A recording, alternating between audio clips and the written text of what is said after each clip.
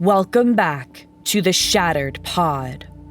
Last session, Lunesra burned, the Council of Seven fell, and our heroes were left adrift in the wake of Nixarath's return. Now, they walk a path lined with the scars of betrayal, scars carved both into history and into their own hearts. In this session, listen as ancient vaults creak open and secrets long hidden claw their way back into the light. The party is tested not only by what they discover, but by what stirs within themselves. Oleg, haunted by the weight of old choices. Throg, caught between grief and honor. Elmond, wrestling with knowledge that cuts like a blade. Halm, tempted by the power of truth. Dar, shadowed by betrayal.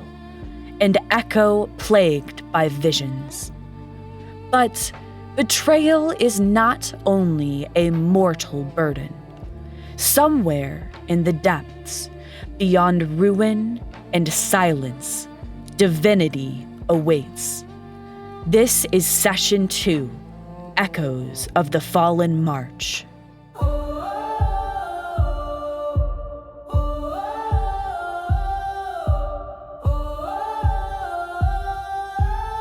Where the light once fell. And we're back.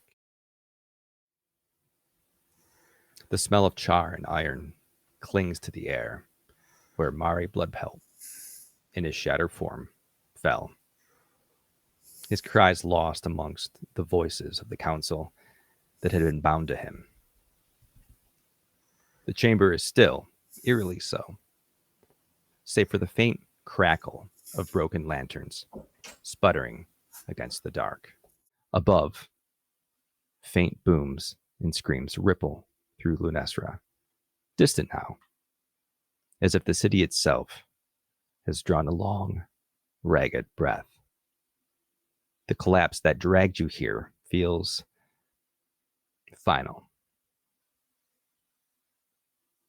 Jagged stone, shattered marble hang above like the maw of a predator, sealing you off from the world above.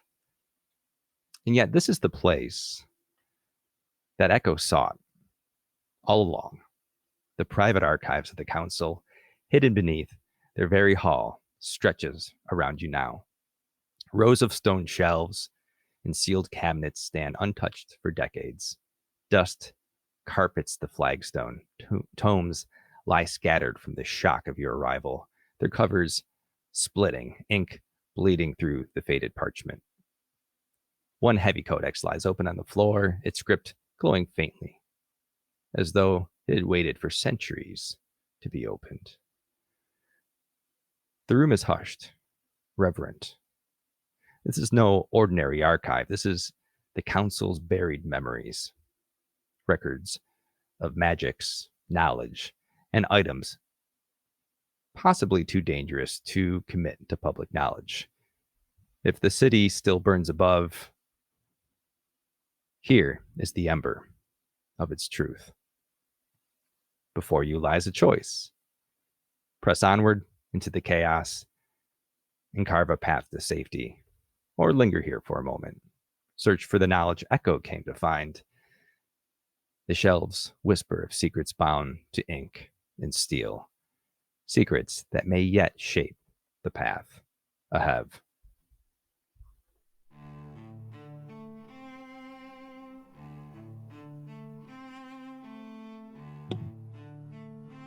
Echo's gonna go look at the book that opened and it's glowing. Okay. So We're not gonna touch it yet. We're just gonna look at it at first. Do you pick it up? He does not even touch it. He looks at what's glowing. As you approach the book, you notice it is written in a language. The ink is glowing faintly. It's written in a language that you don't recognize.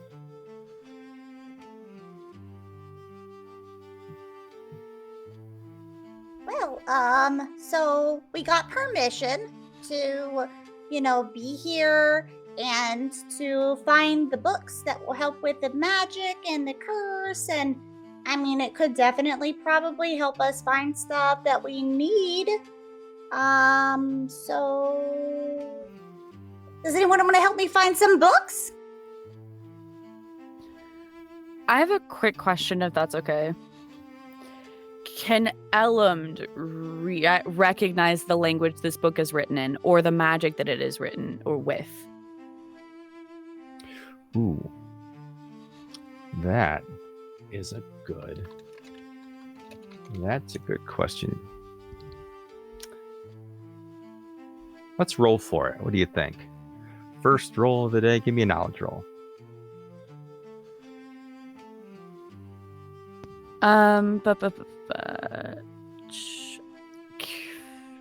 Sorry, I'm trying to check something. Okay, can I possibly use or spend a hope on my roll to Sorry, use... I just I love. Let me just. I know we're stepping away from the table.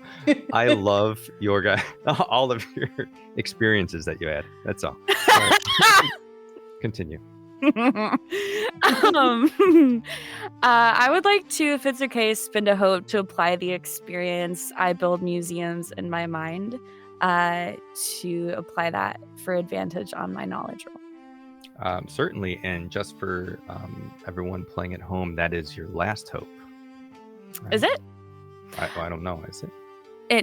It's my last. Yes, it's my last hope that was given by chat. Which, by the way, you can grant us hope.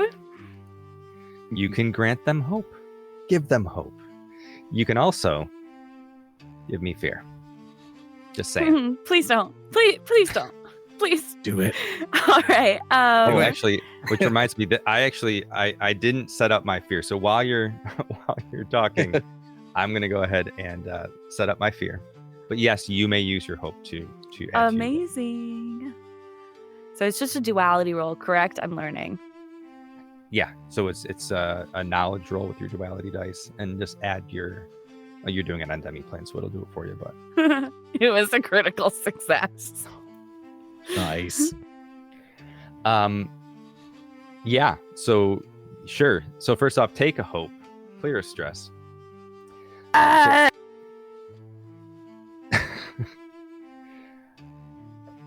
you look at this book, immediately you're familiar with the magics at play here. Though you don't recognize the text, you recognize the feeling of the magic because you had just felt it. You just left the Celestial Archives, and this was what Raish's magic felt like.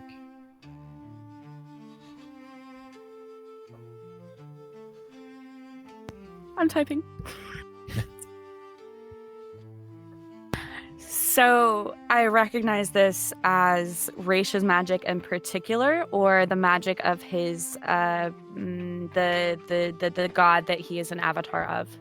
Correct. Yeah. And so specifically, this isn't magic that you recognize from Raish. This is the magic that Raish is imbued with from his deity. And so because of that, I still have my what is it called? It's a magic hand. So I still have my magic hand active. Mm-hmm. And can I go ahead and pick up this book and just kind of bring it a little bit toward me, where I'm just like chilling in my little wheelbarrow, and I would like to observe the pages that it was open already to. Okay. So you pick up the book. Echo flutter with the book and like be like right up against the pages, so like right next to Elm. Certainly.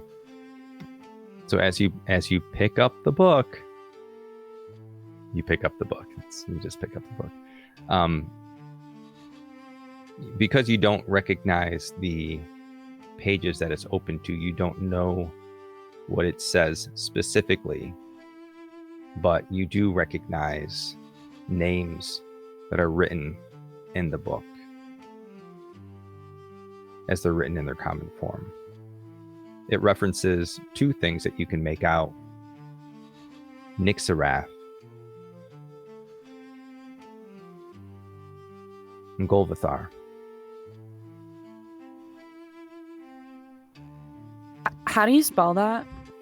GUL_VOTHAR. I'm so sorry. And I don't think that we have necessarily encountered anything of Golvathar at this point. Do I know anything in particular about this divinity? Elam specifically knows what Golvathar is, because it is the now, ruined orc kingdom. It was where the orcs, where they lived, like where their kingdom was before they were pushed out by the pact kingdoms, or the pact that the kingdoms around them made. So that was the original orc kingdom. Once they were pushed out, it's been sealed and just lies dormant. Thank you. If it's okay, I would like to go ahead and close the book, and I'm going to head and I would like to pocket it, but really I'm just gonna stuff it in between my little marshmallowy thing in the wheelbarrow where I'm sitting. As the book closes, it stops glowing, and you get the sense that it's probably okay to carry. It seems you didn't get any sense that it was going to harm you or had malicious intent. Awesome. Ellen, could you read it? What did it say? Could not. Oh, okay. And he'll flutter over. So are we okay? Maybe looking for books about magic? Is it just us, or are there other people in here with us?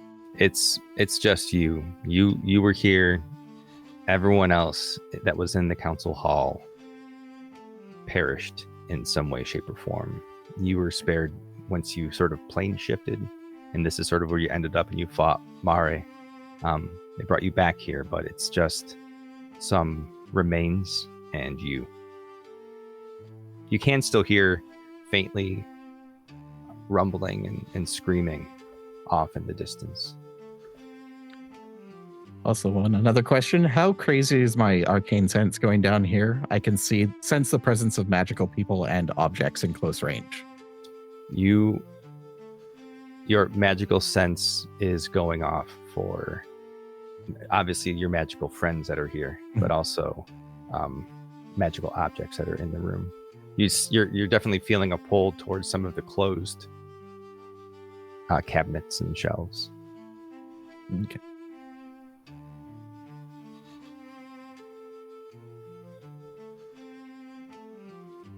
Can I look for perhaps a book or tome that has its own lock on the outside? Maybe it's like a forbidden text or something. I want to go around and pick up all the secrets. Looking for locks and whatnot. You do see locks on a large cabinet. As far as tomes with a lock,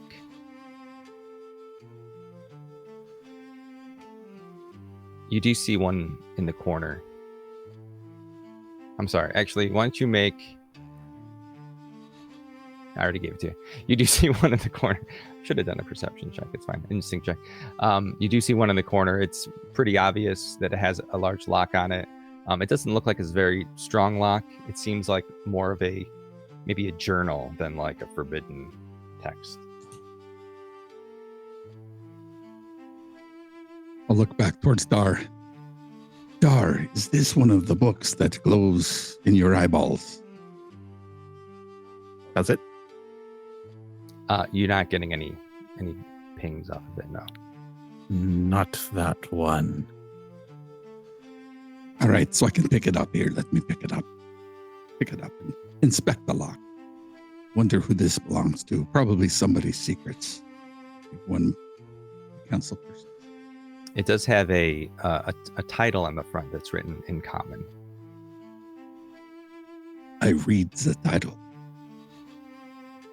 You read the title as The Expeditious Observations of the Vel'thyros Anomaly, written by Quigley Beringsworth.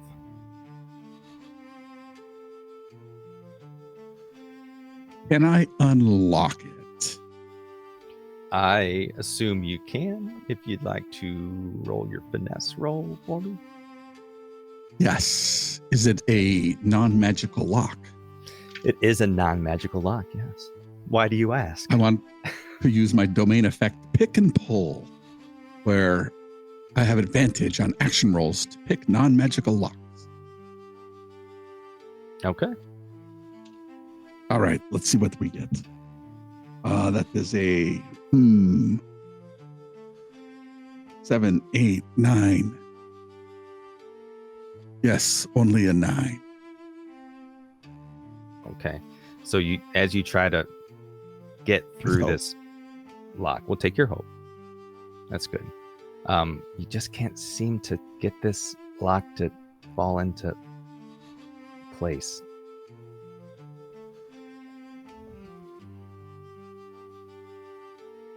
I will stuff it in my man bag. Okay. Whilst everyone is looting books, Oleg's going to say, why are we looking at books? There's people out there still.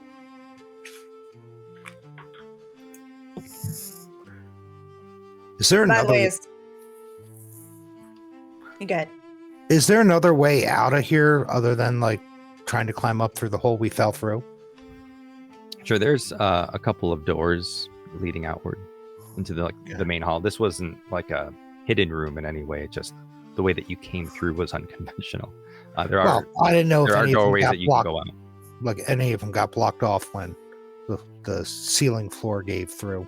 No, there's two main doors leading to an outer hall that aren't locked. They were guarded, but they're not like, it's not like a vault that you're in. Well, I'm gonna try to see, keep an ear out for stuff coming this way. Like I know you said that it was going away, but Thok's gonna position himself between the doors and everybody else. Okay. Until they get done their library perusal.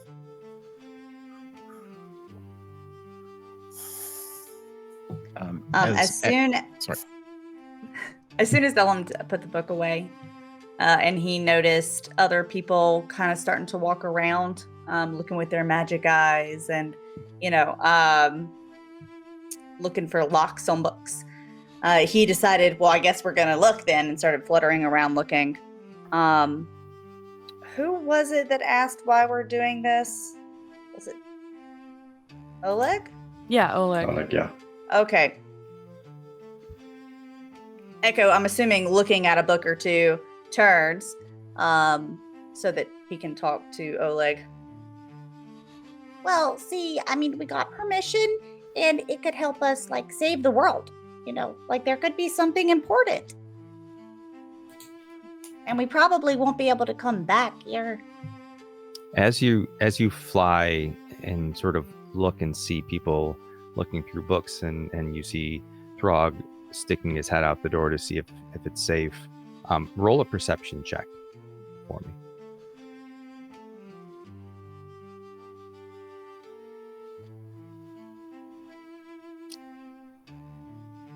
I tell you what, with advantage because you're flying, so you're higher up in the air. Oh, thank you. I will take the first. Wait, no, I forgot. 2 ones is good. So just as a reminder, critical success. this is going to be sad.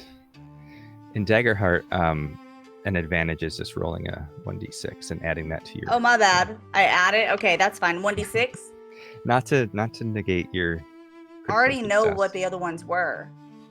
You already know? It was a 10 with fear, and I had 4 for hope, and a 6 on the fear. So I already know what it was. So that's fine. Okay. All right.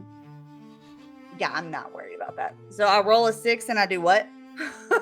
I thought you add it to your roll. So it was a 16 with what again? I forget. Well, it was a 10 with fear. But I didn't add my 2, so 12, and then I just rolled a 6 on the d6, so 18. But it's still with fear. So as you look throughout the room, you notice that this wasn't just the library. This was like a reliquary. There's just all kinds of other items in this room as well. You see shelves with like little figurines on them. Again, there's this locked cabinet. You do see some sort of weapons sitting in a I don't want to say a chest, but a standing closet, like not a closet in.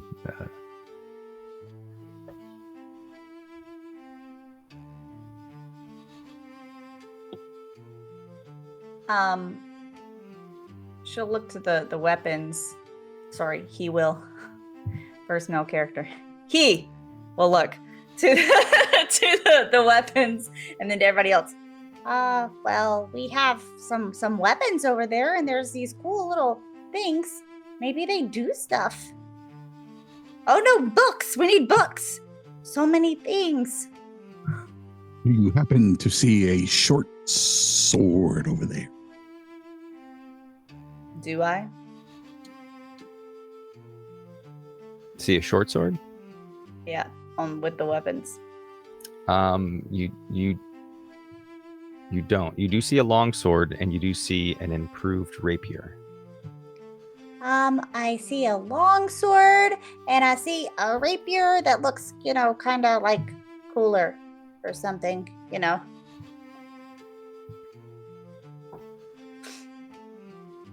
And then he's gonna look through both. Does this standing closet glow with your magical eyes? Has stuff in there glow? You're getting a strong sense that there's something in that closet that has magic attunement to it. Very much so. Is it the case or something within?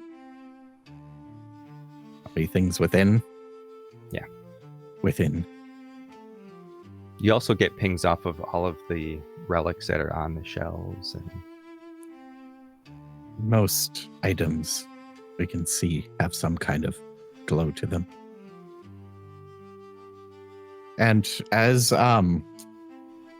Echo goes off to look for books, I will kind of wave him down, and while you're looking, do you mind seeing if there's any books about the gods? Books about the gods. Yes, gods and magics that affect other planes. Yes. Thank you. And then I will go over to that the chest with the weapon, or the shelf with the weapons. okay. It's locked. A much heavier looking padlock than what was on the book previous. I will poke at the lock and then go up. I'm out. And then walk away. All right. This one must be much easier since it's much larger. Let me go look and see if I can open this. We will open the book later. You know what they say, Oleg? If somebody locks their books, they're hiding something that they don't want people to know. Is there any like large metal bars, not so much a spear, but just like a kind of like, well, it's kind of a spear. It's like a lance that has more metal on it than wood, or like about a half and half. In where are you looking exactly? Like the weapons racks or anything. Oh, okay. So you have even by the bodies. Well, looking specifically for like a long metal pole. You don't see anything that's a long metal pole, but the only thing that you do see, sort of laying in the rubble, is a long handle with a curved blade, like a scythe, laying amongst the rubble. Okay, I'll go over and pick it up and wait for. Wait for Helm to try his luck with that lock.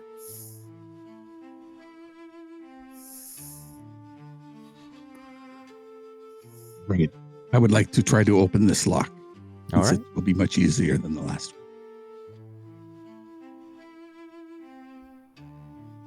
Give it a roll. All right. That is much better. That's a 11, 14, 19 with hope.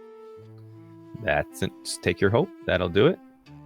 So as you start to work the lock, you can see the look on your face as your tongue is out, and it's like, you hear the click as the lock just suddenly gives open, almost pulling itself open under its own weight as it falls to the ground. You hear the clank, clank, clank, clank, echoing through against the tile.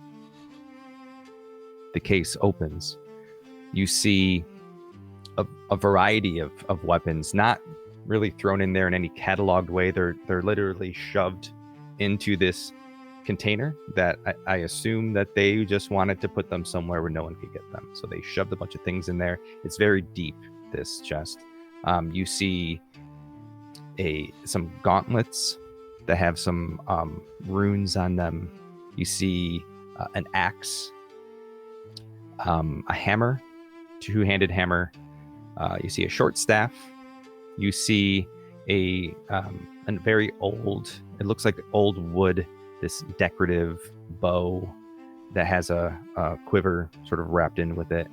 You also see varieties of armor just sort of thrown into the back of this. You see some chain armor that looks silver and like almost ornate. You see some armor that is covered with runes. You see armor that appears to be made of leaves and wood. You see an iron breastplate, and you see this soft armor as well. I think Helm starts to recount exactly what you said out to the group.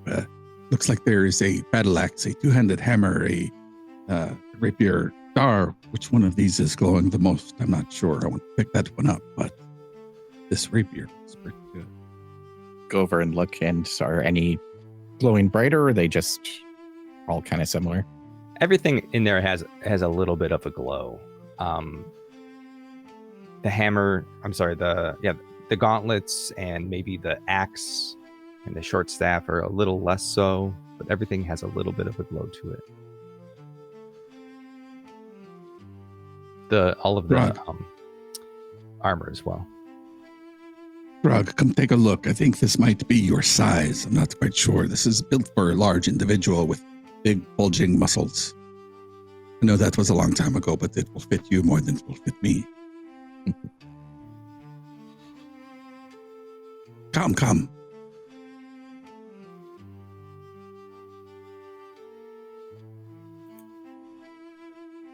Was that me? Yes, that was I didn't Drug. hear. I didn't hear the Come on. first word you said. Yeah, I'll walk over. I use the skinny blades. I don't use any of these big, I don't know, things that you use. Anybody else? There's some things for all of us. Come, look. I'll look at the armor and the axe. So there's some chain armor. There's some sort of a lighter armor. There's an iron breastplate. There's some medium sort of leather working with some ringlets in it. It's very, very soft, dark.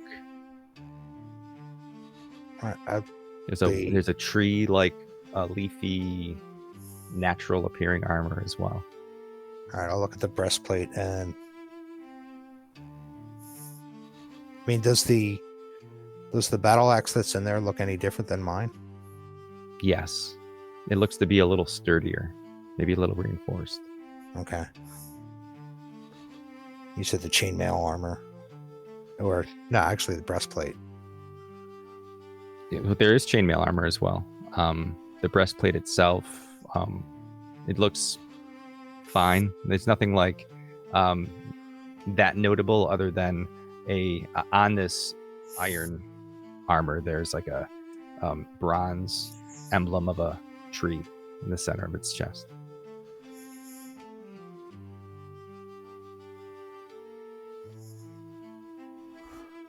All right, well, I'll take the battle axe.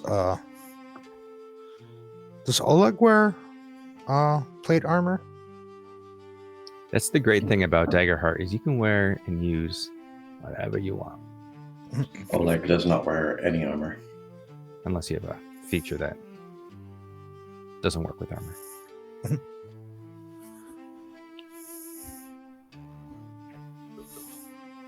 I wonder if this, leather, fine, dark leather, I wonder if this fits. There are also some magical gloves and something else. Come look. Like, if we don't take some of this stuff, right, the people who are upstairs running around are going to come down here eventually and just loot the place of the combined knowledge of Lunesra for the last millennia. What do they Oh, want yeah. to do? And we have to save the world, so, I mean, might as well be us. You said there was like a light fabric type armor? Or like yeah, a- there's like a which one did I say? I believe Helm grabbed the sort of that softer one, Okay. right? The darker one. There is still a no, go there. All right, fine, I'll do it this way. There is still another lighter armor, comparatively speaking.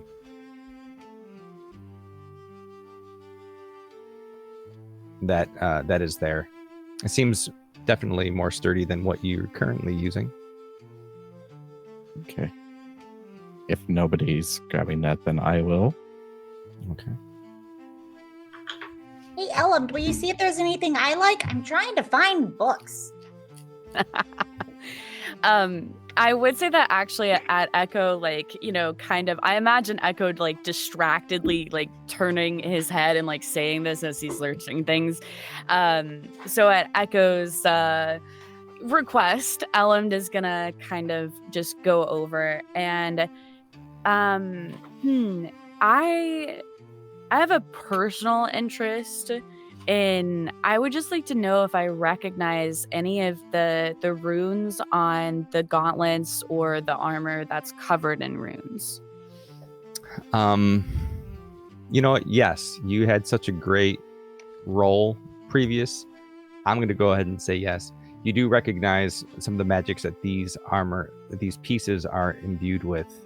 You recognize the armor that has the runes to have a property that allows its wearer to slightly shift when being struck by an enemy.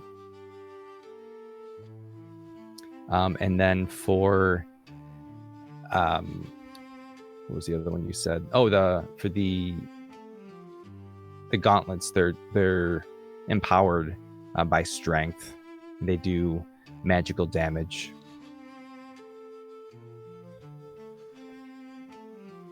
No real big feature. Yeah, that is amazing. Unfortunately for the party, Elland doesn't really care about this. So they are not going to say anything. I think Elland, knowing Echo very well, takes a particular interest in the wooden bow and the armor that is apparently of leaves and wood for Echo's sake. So I think I'm just going to quietly, pick those out with my magic hand of just the pile and just kind of tuck them away to give Echo when he is, finished studying. And I guess I would just like to observe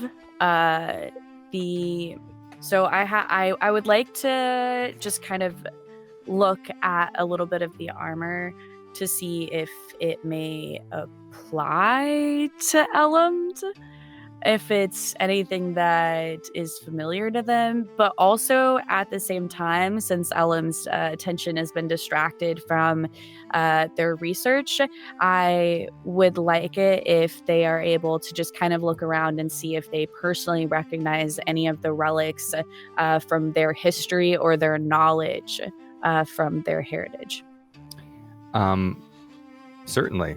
So to answer your question about the items, the only armor that's left, because you took the you took the natural looking armor for Echo. So the only one that's left there is the chain armor that's sort of... Yeah, definitely not a thing. Okay. Cool. But as you look around, you see, like on the shelves where there's all of these relics, you recognize these relics that are there that are imbued with certain boons for attributes. You see a pair of gloves sitting there. You see a bag in the corner. You see a pair of boots on another. You see a pouch of seeds. You see in a box that's opened 2 orbs. You see a sort of a flat rod just sitting there. And you actually also see this thing pushed up against it, which doesn't seem very magical, but it does seem very technological. It's like sort of like, looks like bat wings that are folded up, accordioned up. You also see like a lump of clay that's just sort of sitting on the shelf. And a rock. Can't forget the rock.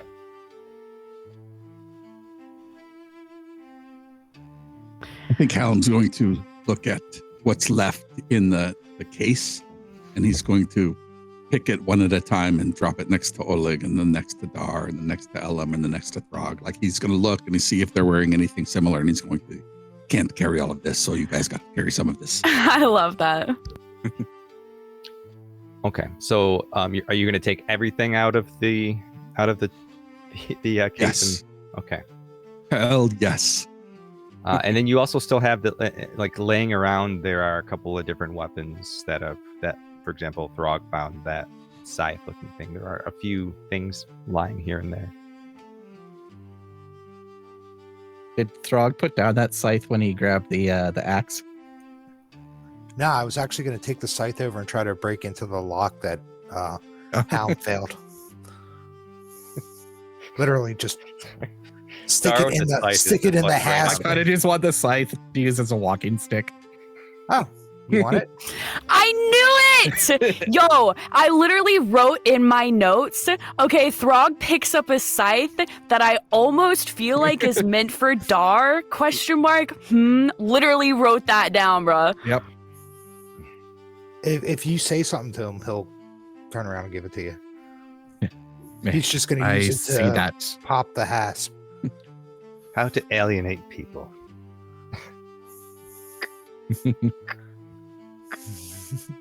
Yeah, once he's done there, I'll just go over and may I see that. There you go. Do you want me to roll anything to see if I broke the hasp with the scythe? So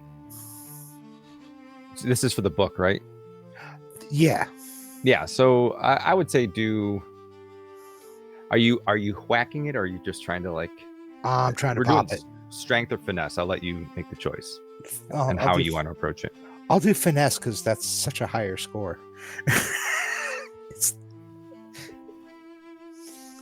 All right. You know what? Since it's for Helm, and like he's like the closest thing, I will spend a hope. Okay. Only because Helm is the closest thing Throg has to an actual friend. Now, the commander's dead. All right, so spend a hope for to do this check. Are you adding a? What are you spending the hope on?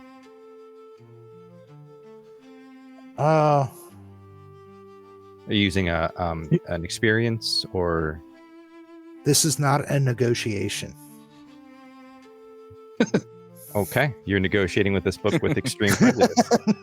I love that. I'll allow it. All right, And I go got. ahead and help Throg and spin the hope. There you Say, go. here, right here is what I think. I couldn't get it this way, so maybe you could pop it that other way. Okay. Well, that will give you a D6 to add. Do you Oh, want to okay. roll it, or do you want ahead. Helm to roll it? Go for ahead, you? Helm. Go ahead and roll it. All right, here, let me see what it says. That's a 1. All right, that's a 12 with fear. And you were finessing it, right? Yeah. Okay. I'm gonna go ahead and take that fear. And as you get the scythe into the lock, and you break it. You break the lock. You also skewer the book. So it's open, but it's got a little bit of damage as you have pushed it through the entirety of the book. Here. And I'll hand Helm the book. Helm will look at it and then flip it over to the back and see the hole and then flip it over the front. And And darn the scythe. that's okay. Perhaps we should, I can cram this back in. Maybe I can get the sense of what this means.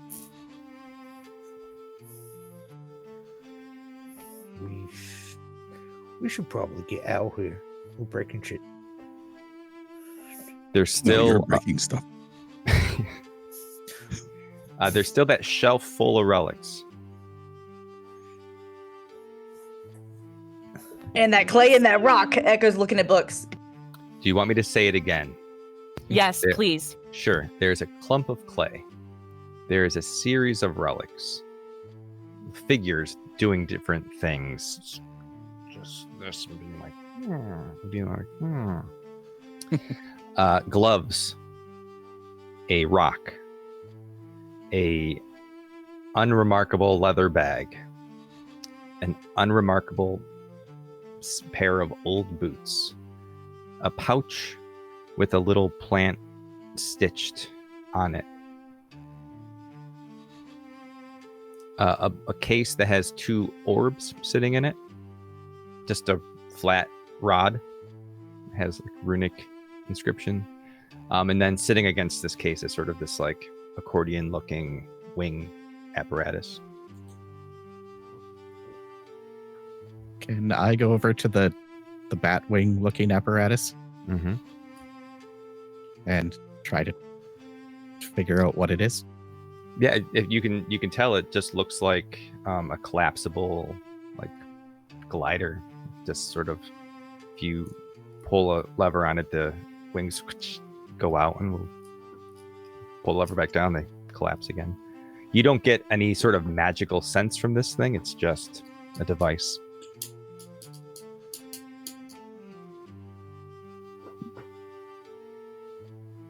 If no one I'm else just wants gonna them, strap it on and test it a bit. Keep pulling the thing and making it go out, then in, then out, then in. The rest of the group feels the breeze and also all of the old dust kick up. Oleg, Achoo! If no one else is interested in them, Eldux is interested in the unremarkable boots and the unremarkable bag. okay. You And pick I'm up assuming the I boots? pick them up and they are unremarkable. Well, you pick them up, and did you pick He's- them up he's with the putting them intent up. of them being remarkable? Just checking that nothing happens. Nothing happens to you, but as you open the bag and look inside, you notice that you can't see the bottom of the bag. It appears as if it's just a void.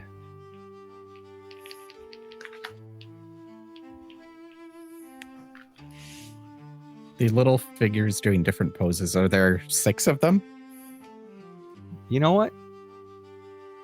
I didn't realize it, but yeah, there are 6 little poses. Huh. And there are 6 of us.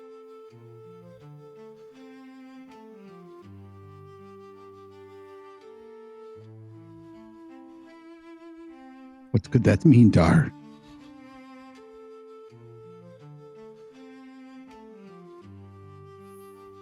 Six in one hand, 6 in the other. maybe. Weren't there like 6 of the 3 in the original other. champions?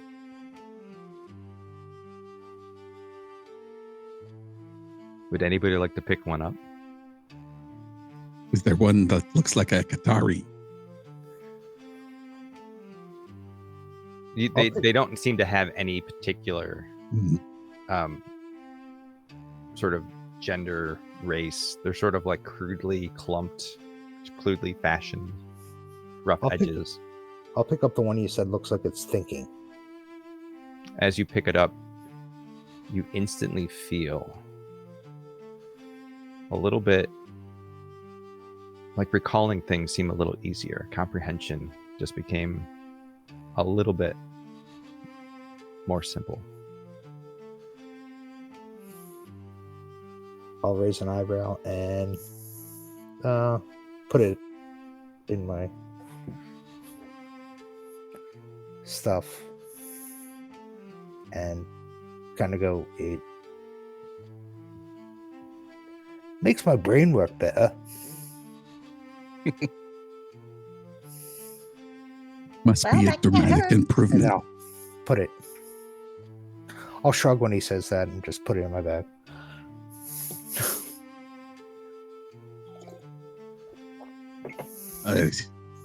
What do these gloves do? Protect my claws. I don't know. Throg, these gauntlets are much shinier than the ones you're wearing. I'm not sure if you want to take these or not.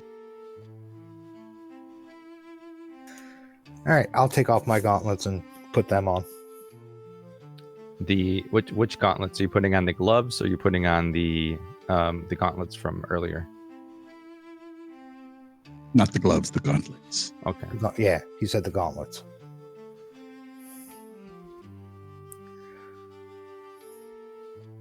And Okay. the shiny new chainmail.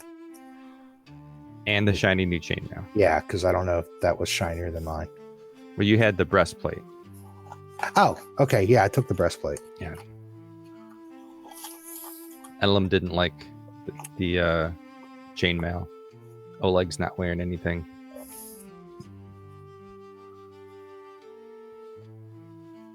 Do these gloves that I am holding, are they dark gloves? Do they match the night? Will I stand out underneath the torchlight? Huh, you see what I did there? They seem to match that the color of that armor that you picked up nicely. And as you slip them on your hands, you notice that they seem to have a little bit of tackiness to them. My sister would call me tacky if she were here. But Walk into that one. yep. Do I think this armor will fit, and does it reflect light? The soft kind of armor. Yes. You do think it will fit, and you want to know if it will reflect light. Correct. Keep typing on the wrong screen. Too many keyboards. I mean, it doesn't. When you look at it, you don't get the sense that there's any sort of property to it that would not reflect light. It looks just kind of like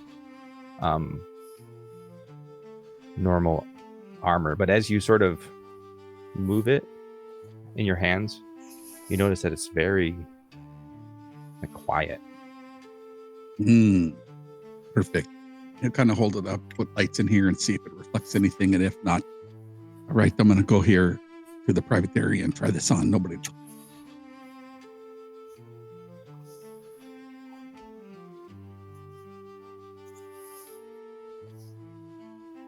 Does anybody else want anything? So I rolled a d6 to see which figure I would pick up, and I got agility. Okay. So you pick up the figure that looks as if it's like in a sprint.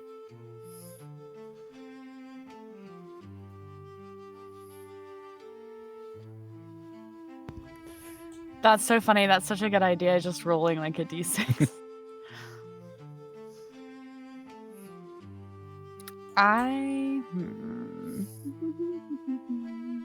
Come on, Ellen. Come grab one of these. Elam just silently kind of rolls over to this shelf of relics. Distastefully looks at these boots since, they don't really have feet. I think Oleg has them the in boots. front of you, so it looks like you have. Okay. So instead, just kind of like looking. I mean, it's such a shame you can't see Elam's expressions with their mushroomy face because they could be giving Oleg and the boots a side eye. Side that half of their Side, head. the whole side of it. Yeah. Literally, they Side On the eyes. side. So you see a few more relics. You see that clump of clay. You see those orbs that are sitting there still. That rod is still there. That little pouch. With I was going to say, didn't you say there was a thing of seeds somewhere? Yeah. Yeah. Oh man, I really want to inspect all of them, to be honest. Do those spheres look familiar at all? To you, Yeah. roll a knowledge check, and you have a fancy new relic that will give you +1 to your modifier. Okay. If you haven't added it, I'm sending you all items in the Discord chat. You'll just have to manage, put them in yourself. So if there's anything that I didn't send you that you wanted, make sure that you put it in that chat, and I'll let you know what it was. Okay.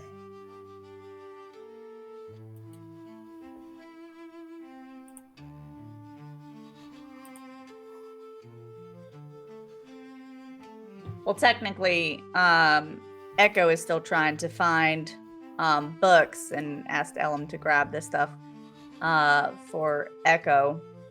But if Echo looks, does he see one of the relics that might be like trying to see things better? You know. Yeah, you see a relic that does appear as if they are alert and sort of looking in the distance. 14 with hope. Oh, okay. I forgot what you were rolling for. The Take your spheres. hope. Yeah. You know what?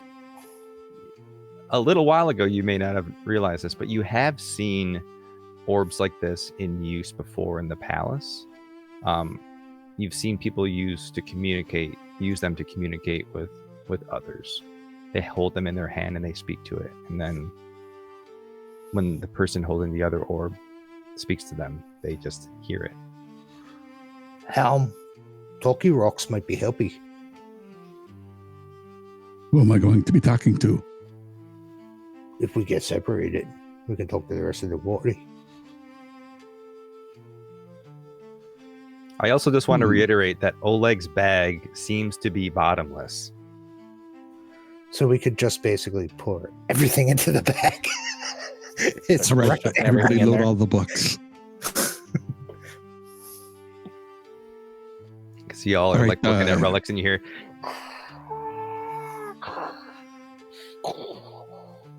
in the background as Lunestra so- burns.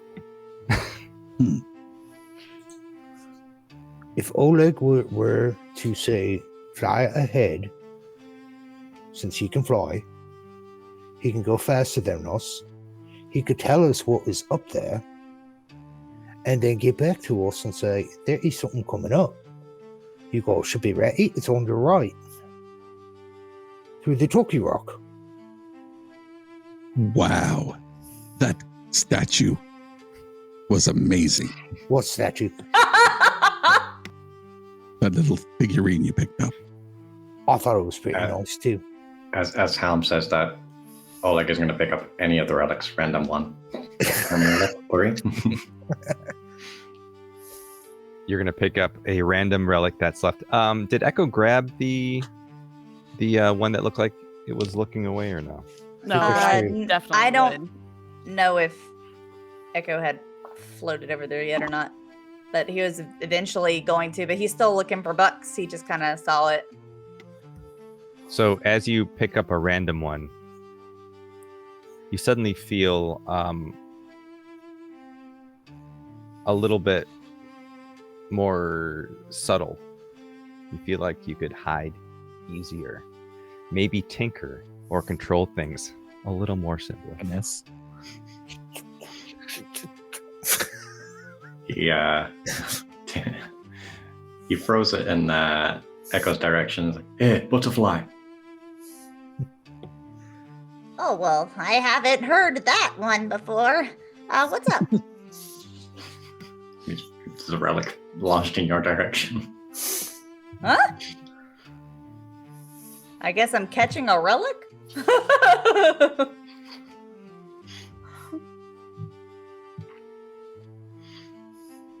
Which relic am I catching? The one Finesse. that was just described.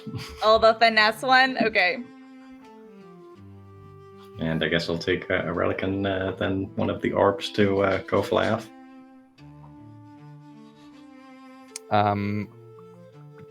You're taking one of the other relics. Completely random. Yep. All right, you take one that looks like it's the agility relic. Let's stop beating on the bush.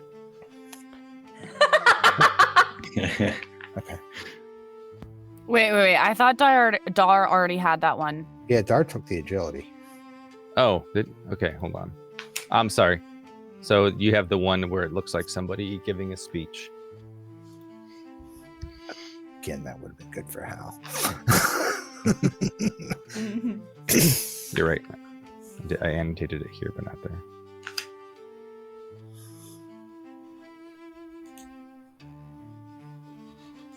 That leaves strength for Hal.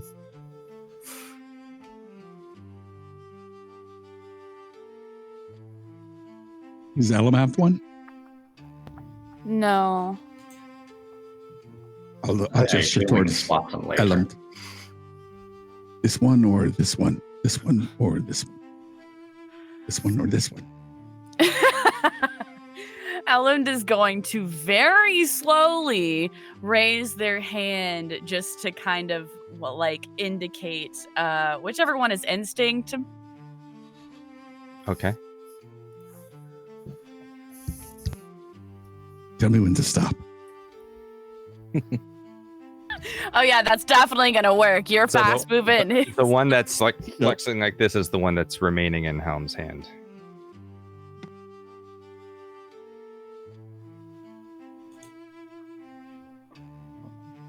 This was definitely for Throg. Well, I will keep it in my man bag. You can always trade it. What's the fun in that? You only have this boon while you have the relic, and you can only carry one relic.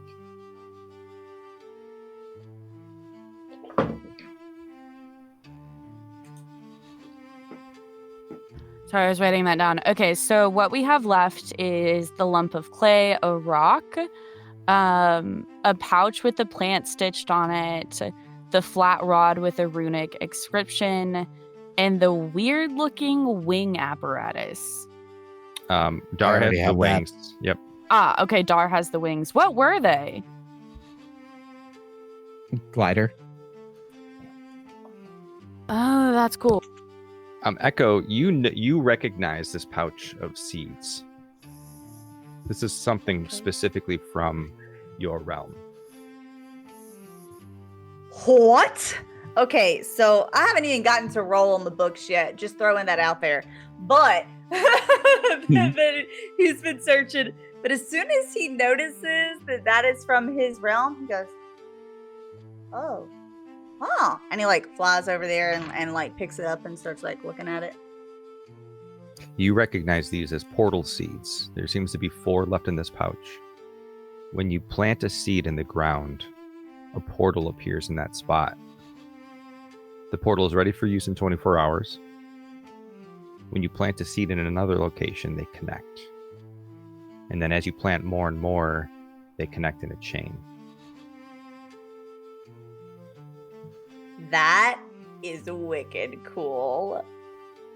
How does it work? Do I just have to have the pouch, and the pouch means I get to go in the portal? There's only 4 seeds. No, you plant one in one location, portal grows. You plant one another location, a portal grows. You walk through the portal and appear in the other. Can anyone walk in the portal? Yeah. Okay. Cool. That could be helpful. He's gonna put it in his bag and then go back to looking for books. And says, "Oh, that clay looks cool." And then you don't have to roll for the books because you don't find anything from the language that you speak. You don't find anything specific to what you're looking for outside of the books that you already have. Okay, what about the gods? Because someone asked Echo to look for a book on gods. There's nothing specific to the gods from all the other books, but that, again, you don't know what the book that Elend says. Gotcha. Cool. Yeah. Thank you. So what's left here is the clump of clay, the stone, the rock, and the rod thing. Okay, wait. Okay, cool. First of all, I would like to know, can I read the runic inscription on the rod? Yeah. I mean, you had an awesome knowledge roll to start this whole thing off. You recognize the runic inscription. This rod itself, once activated, it immediately is suspended in place and doesn't move until it's deactivated. It doesn't abide by the rules of gravity, and it just remains in place. It sounds like a really familiar object from maybe other systems. Some would call this rod immovable.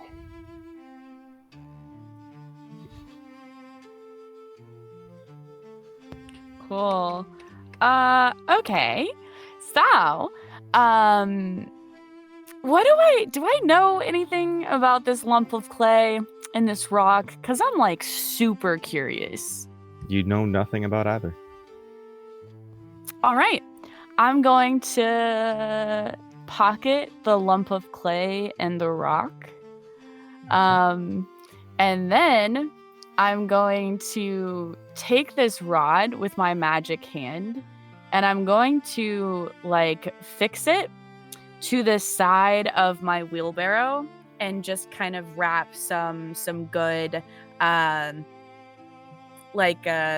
thick rope to attach it to one of the handles of my wheelbarrow that is sharpened more toward the side of it, just so that it's kind of attached to my wheelchair, but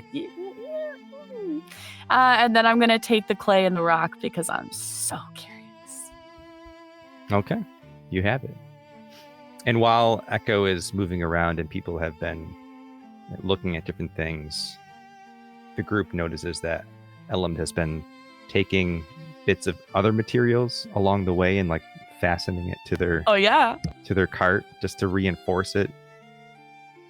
Elend may have gotten the feeling that you might have some dire times ahead, so they've begun making their cart a little more battle ready. All right, you have all of the items. There's still some. I know that Helm put out some weapons out there. There's a bow. There's a short staff, a hammer. Those gauntlets. Oh, actually, I'm sorry. Throg has the gauntlets. There's a longsword. There is a dagger.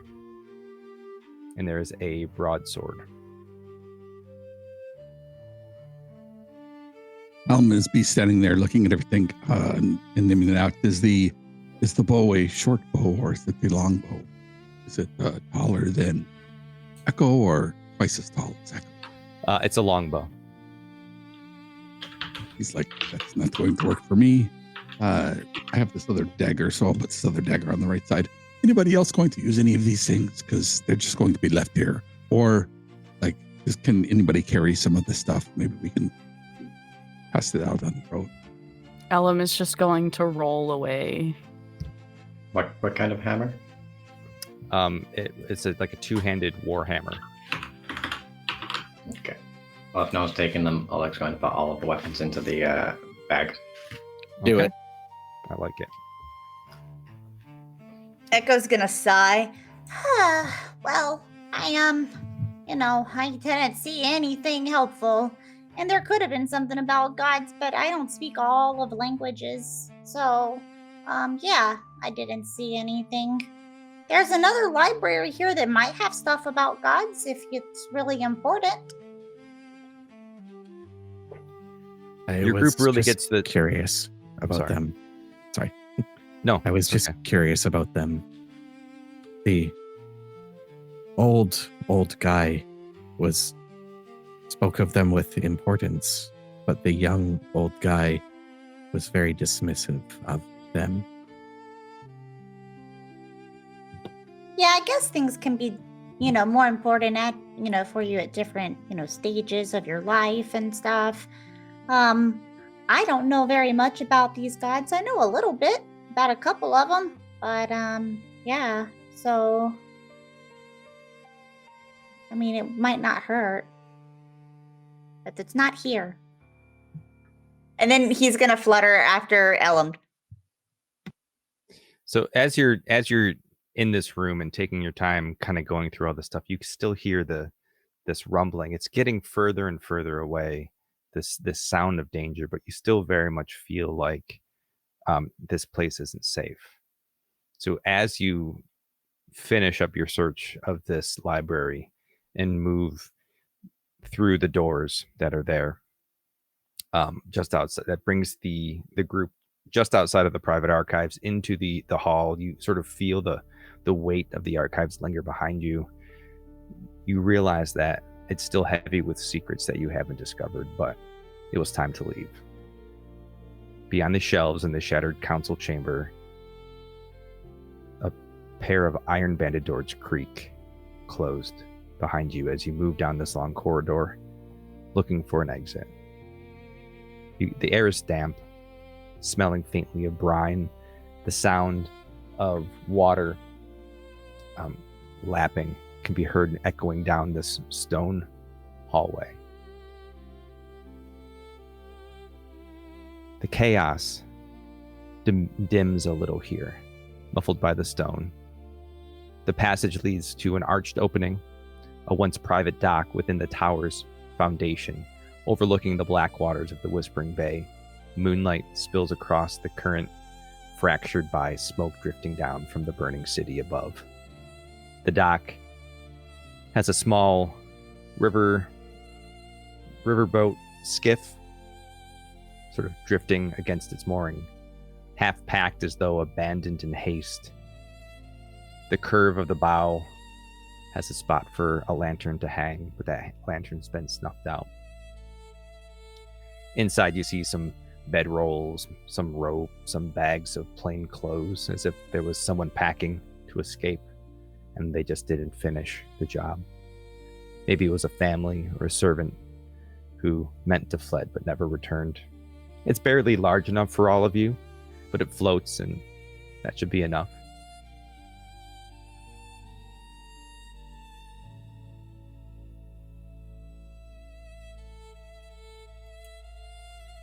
I think we found a road. You're gonna take the boat?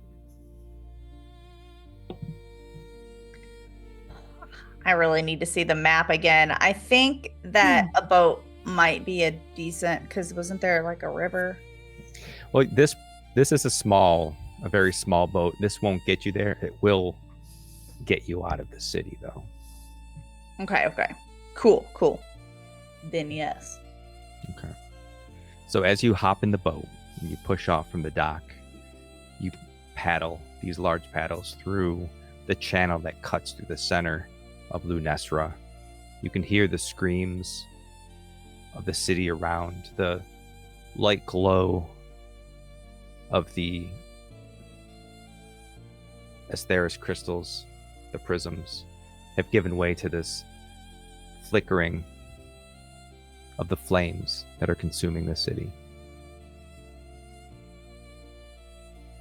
Finally, as it slowly is out of the channel and into the Whispering Bay and beyond, you manage to maneuver the skiff west, and eventually you scrape across the shallows of the western woods. Still, smoke clings in the horizon where Lunesra burns, but the trees here are still, their branches catching the first breath of dawn. From here, the road leads north to the hills of Vel'thyros.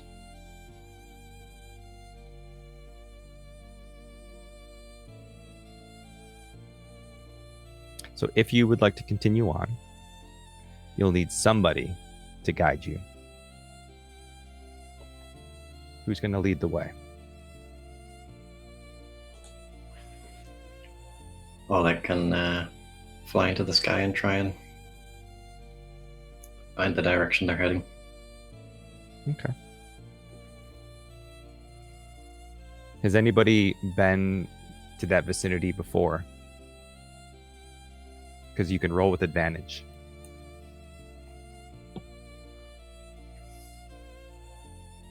Trying to remember all the places he's been.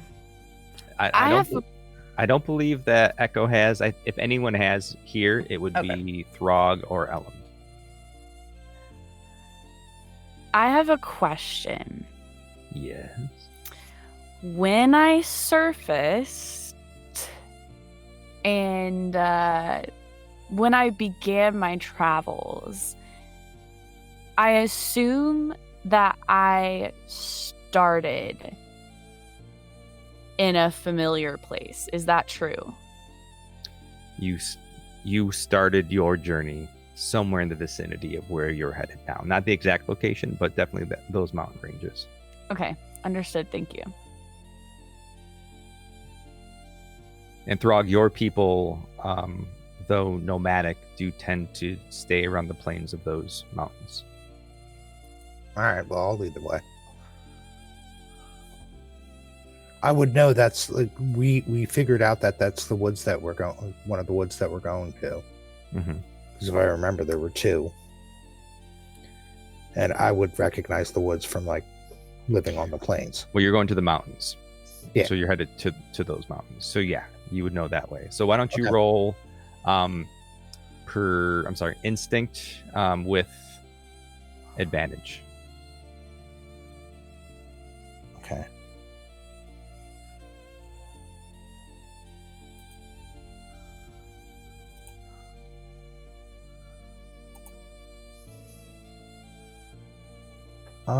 Hey, I get to re-roll. Hey.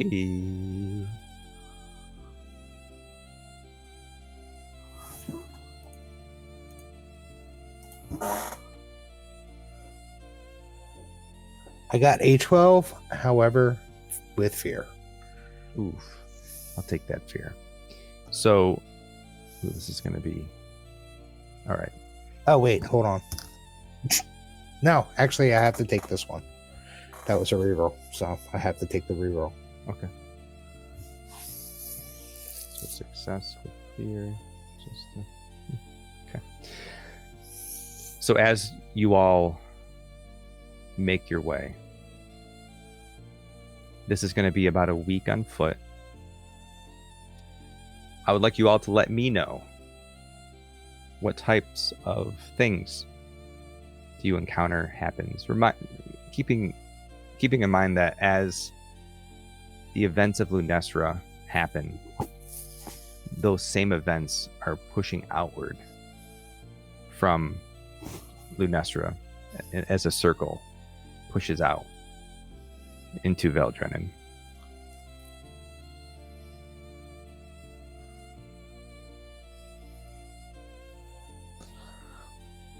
Did that big dragon thing ever get killed, or did it just go out into the away from the council room? Nixarath? No, it just went out and just destroyed You don't really know exactly what happened, but you could hear a lot of the carnage that was happening from where you were in the archives. Okay. Do we hear any of that same sounds out here? As you are walking over this period of time, you have certainly encountered more of those kind of mindless statue type of shattered folk. Very few travelers on the road, but the chaos is not as intense as it was at its epicenter in Lunestra. But we still look like we're behind him. He's not coming. Well, they're not coming up behind us. You don't have a sense that they're after you specifically. You do see that there is lasting implications from what happened, and it is spreading outward from Lunestra. So there are other things happening, other things attacking people, mortals, creatures, but that particular entity doesn't seem to be chasing you. Okay. I can go first if no one else wants to share theirs. Ghost, real quick, will you check your messages, please? Oh, I saw it. Okay, cool. Yep.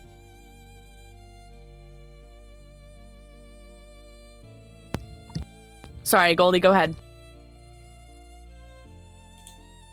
So on one of the evenings, the party passes by a decaying wheat field. The soil is all cracked and dry.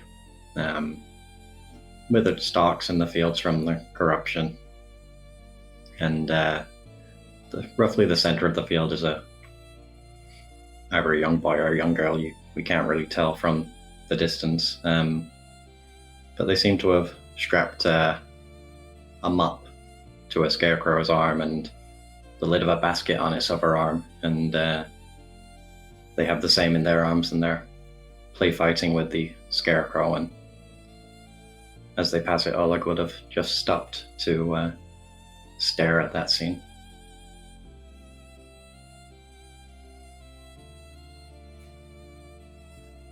I would probably have walked, if anybody else stopped, I probably would have walked a little bit into the field and then just stood there, eyes closed, just standing in a field.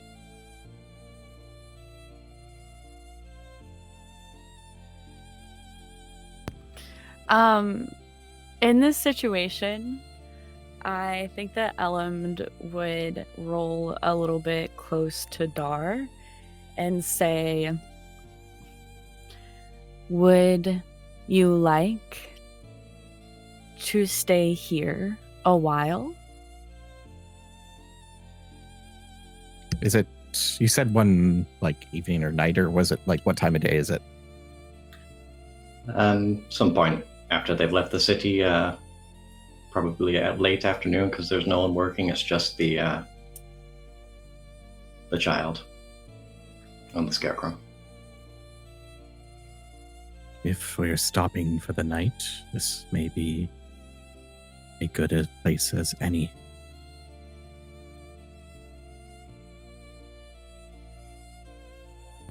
So I think in that case, Elend is going to, just stay with Dar, not really say anything to anybody else, and just, taking a few things out of their wheelbarrow. Just some bits and pieces of things that don't necessarily make any sense to anyone else.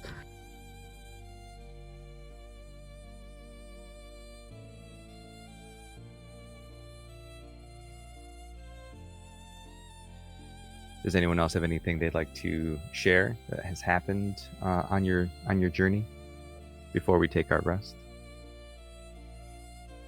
I think as Throg is leading the way from this group, Al will jog up next to him at some point, and he'll kind of walk with him for several minutes on end, and then he will look to him and then kind of give him a double take or glance back towards him and say, "You know, Throg, you have that look in your eye again.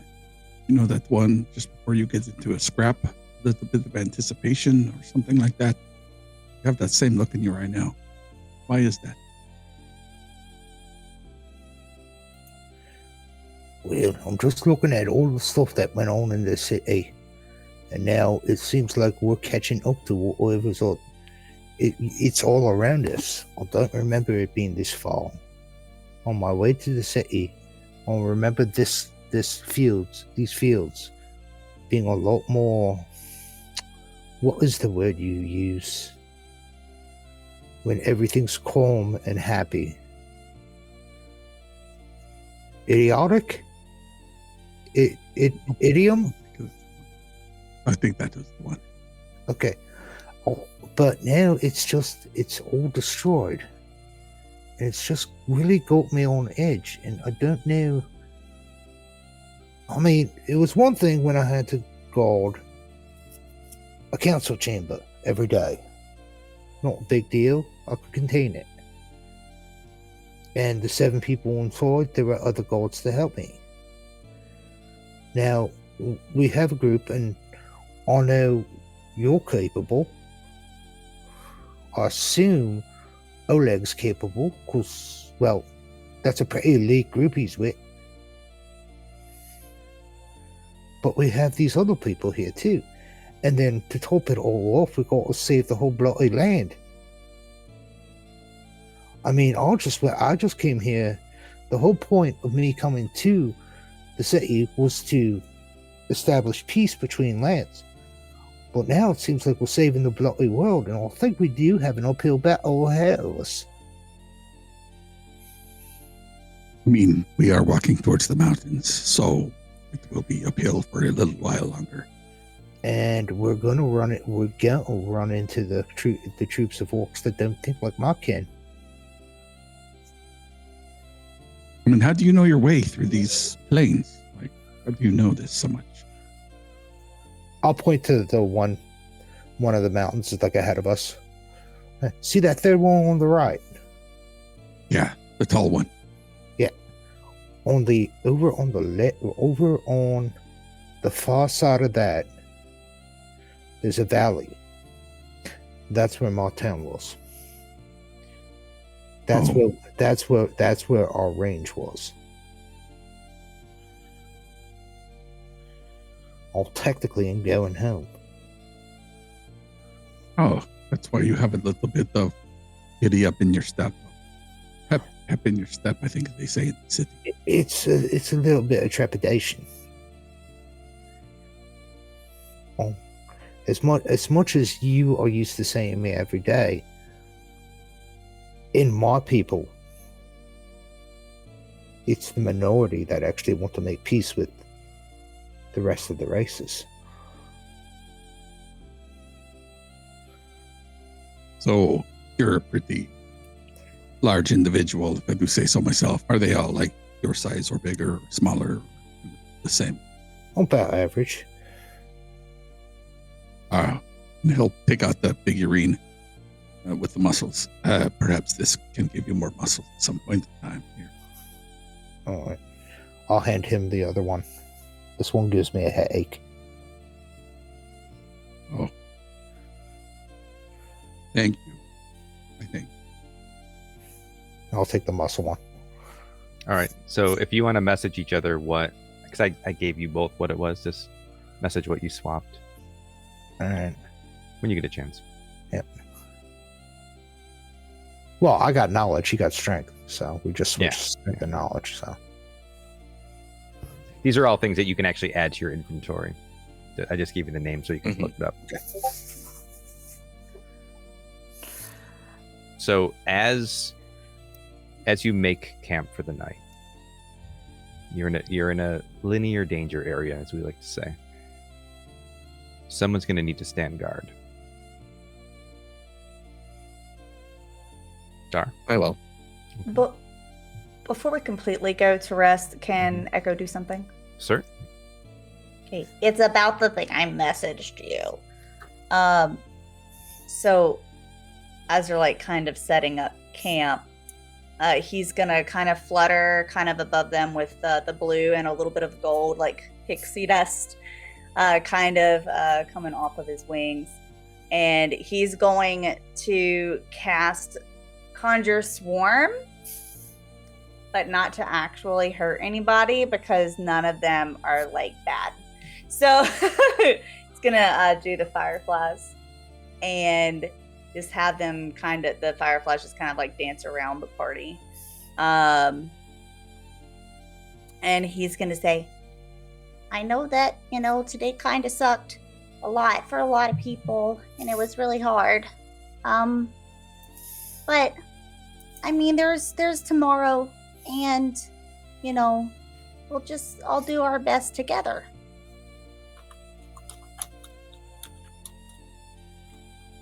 And then however long they last. It doesn't specify like the Beatles do. Yeah, this is more because like an in-combat thing. I think you're using it in an unconventional way. So let's just say they last as long as you want them to, or until the end of rest. And just spend the hope. Don't worry about the spellcast roll. Okay, cool. So that's what happens. Am I able? Oh, I'm so sorry. Go ahead. I was just gonna say that they start dissipating as people fall asleep. It's kind of. If it's all right, I would like to. I'm gonna remain by Dar, just in my wheelchair, and I would like to, for my project, potentially work on deciphering the book that is charged with divine magic that mentions Nixarath and Golvathar. Okay.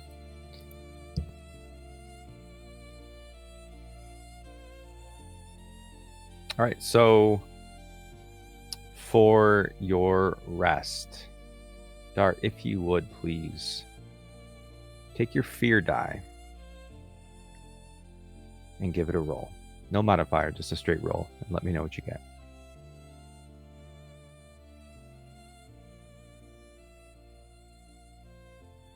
That is a 5. Okay.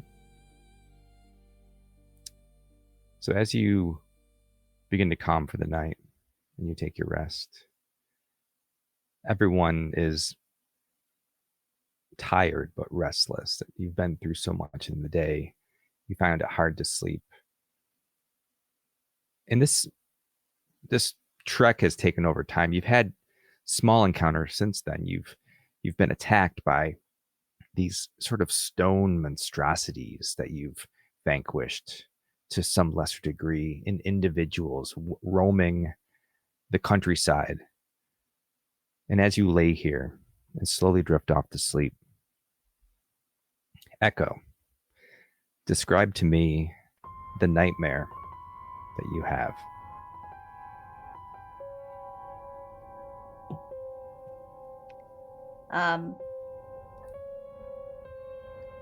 Well, there was a lot of death. So I guess Echo is just seeing all of the bodies just get killed constantly, and that little kid, and then like flashes to his home, and like if that creature made it to his home realm, and just like envisioning like and seeing all of his like the people he knows and stuff like that, and the other creatures that are there and stuff just being destroyed and devoured and turning into amalgamations of things. And yeah, that's what Echo sees. Is it happening to his home world? So as these worries weigh heavily on Echo, concern for his home world, for the souls that he's seen lost along the way, panic strickens. Your heart starts to race, sweat pours down your brow. And as you see the faces of Trill, of some of your friends, you turn to run in your dream. And as you move, it's like you're drowning in water. Your limbs are slow to act.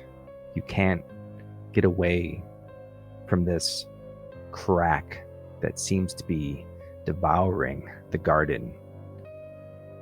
until suddenly everything stops. And as you turn, you see a lone figure. A scarecrow. Glowing eyes. Holding a large scythe. Looking at you. What words does this figure say to Echo in this moment? Dar.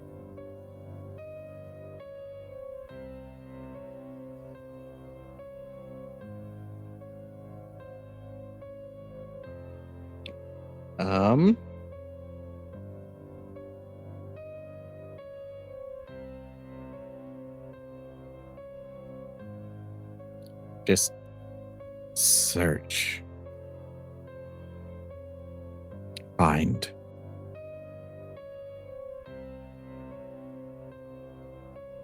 And as these words hang in the air in your mind, as your heart races, you feel comforted as you open your eyes and sit up. Turn your head. And there, sitting on a rock, is Dar, looking at you in the dark. And that's where we'll take our first break. All right. Let's go. Okay. Stick around, everybody. We're going to take a quick break. We will be right back after this word from our sponsors. Bye.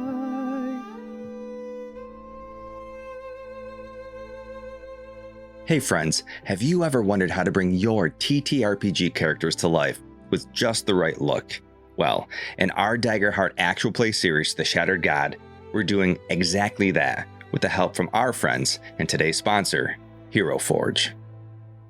With Hero Forge, we get to design every detail of our characters and adversaries, from the horns on a fawn wizard to the intricate armor of a Dracona warrior.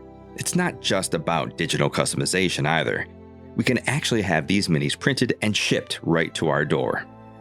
Now, whether you're playing on a virtual tabletop like we do in Talspire, or gathering around an actual physical table with your friends, Hero Forge allows you to hold your heroes in the palm of your hand, even offering custom color and dice options to match your character style. So if you're ready to bring your heroes to life like we do for the Shattered God, check out Hero Forge today. And a big thank you to them for sponsoring today's video. Bring your world to life with World Anvil, the ultimate tool for building, organizing, and showcasing your TTRPG or novel universe, maps, lore, timelines, and more, all in one powerful platform. Start forging your legend today at World Anvil. Use the link in the description to support the stream. A big thank you to Nat20 Dicery for sponsoring this series. When the official Daggerheart dice set sold out, these artisans crafted me a bespoke set in my channel colors, complete with dramatic duality dice and a fear tracker. They specialize in handcrafted dice, but their catalog doesn't stop there. You'll find 3D printed miniatures for D&D and other TTRPGs, plus unique gifts like dice-infused bath bomb potion packs, perfect for any fantasy lover. Visit nat20dicery.com to explore their dice sets, subscription boxes, miniatures, and other whimsical swag. Every order ships free. Use code GHOSTLIGHT, no space, at checkout to save 10% on your purchase. Nat20 Dicery, because every roll should be legendary. And we are, from what I can tell, back. How was everyone's break? Did anyone eat any potato products? No. Potato chips. There we go. Keep it going. Not this time. That's pretty much what I had. Potato chips. I'm gonna order potato wedges next session just to have them on standby. Sour cream and onion. Okay, so we're back. We were just discussing off stream that we're taking a long rest. Normally, Dar would not take the full long rest because he stood watch. However,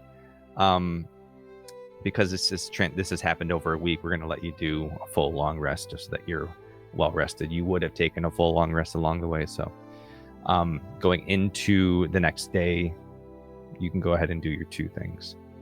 So we have some people preparing. We have Oleg and Dar are going to prepare. So you both get the benefits of that. Can you remind us what that was? Let's see. If you choose to prepare with 1 or more members of your party, you each gain 2 hope. So because 2 of us are preparing, then we both get 2 hope. And if anybody else wants to join in the preparing, then everybody will get 2 hope that joins.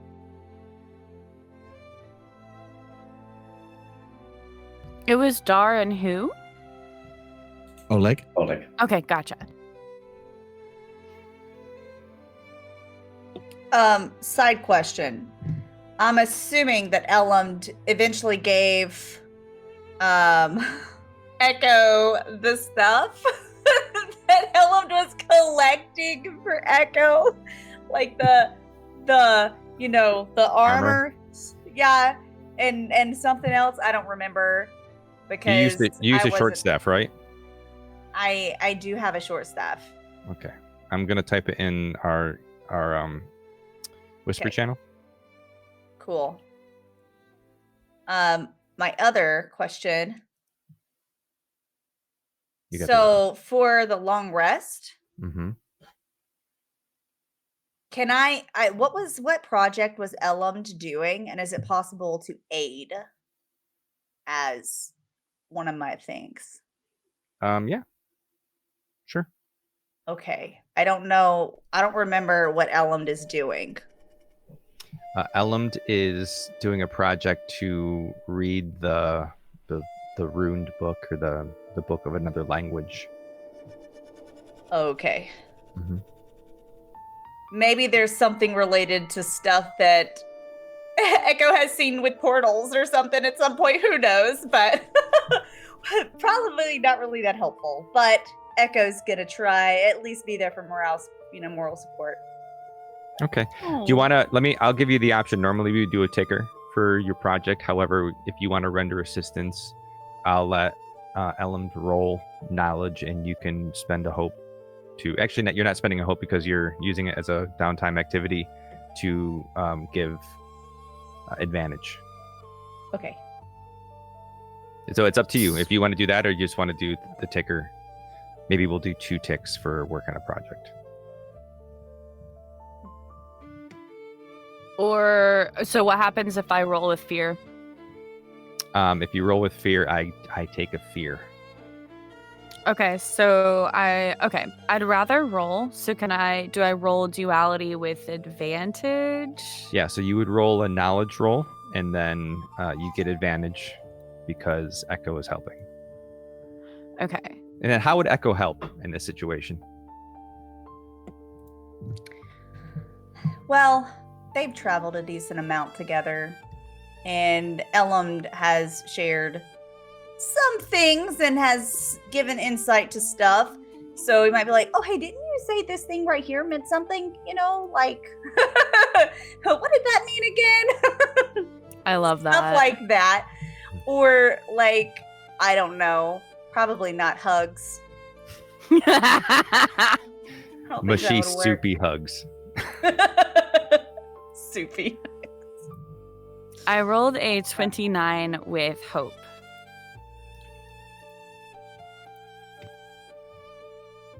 What? Sorry.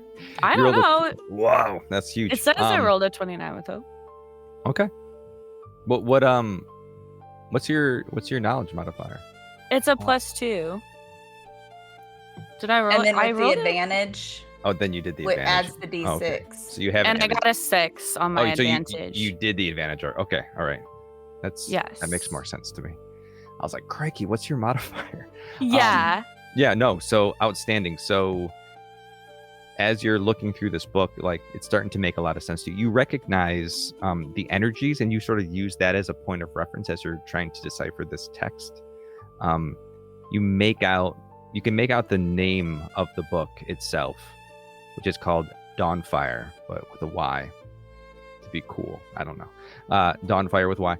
And you can kind of flip through. You're spending a lot of time on the page it was open to, and it seems to account a history of sorts. You can't make out the whole thing, but it talks about the march on the Orc Kingdom, Vel'thyros, and a tragedy that befell the people. And you can kind of get a sense of which gods were watching this unfold. You see some names like Nazara and Dravos. And that's all you can really get. You get a sense of what the chapter is about, the players that were involved. Again, Nixarath is there. And then the two gods that rose Nixarath up to divinity, Nazara and Dravos. But you get the sense that this chapter speaks of an unfathomable horror. Enunciate for the captions. That's happened before. Okay, so what do I personally, as Elend,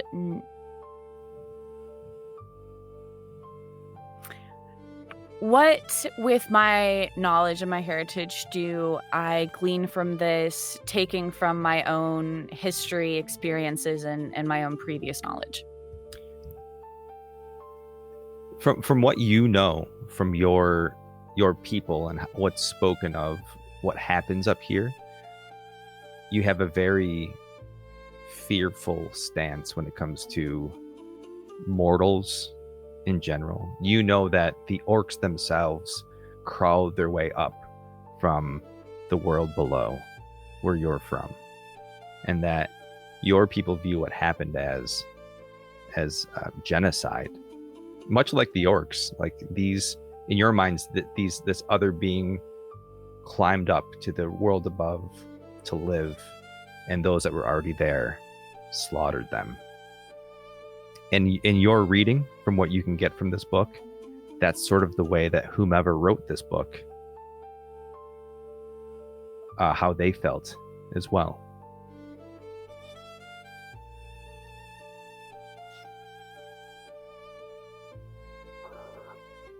I just lost the monitor, sorry. But I'm still you're here. Fine. I apologize if I'm ever pausing after you told me this for everyone also watching. It's because I'm typing. Okay.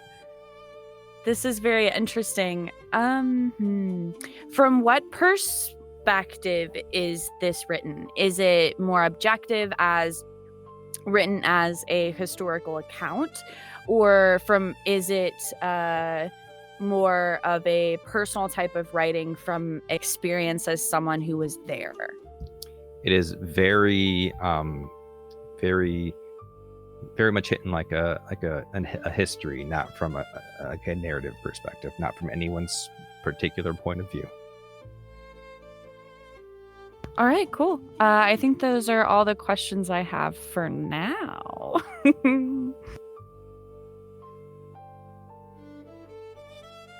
Okay.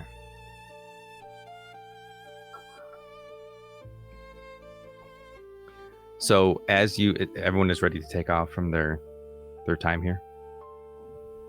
I believe Oleg and I need to prepare. Oh, I'm sorry. Yes, go ahead. While you do that, I'm going to try to prepare my monitor. Okay. I can still hear you though. So, while we are preparing, Oleg will offer Dar any help with fixing his clothing or anything that might be broken, and you can see that the mood after leaving Lunestra is not too high, so he tries to lighten the mood by saying to Dar, so I have a question that's been nagging on me for weeks. And it's, would you rather have an infinite bag that screams every time you open it? Or would you rather have a coin purse that only opens when you answer a riddle?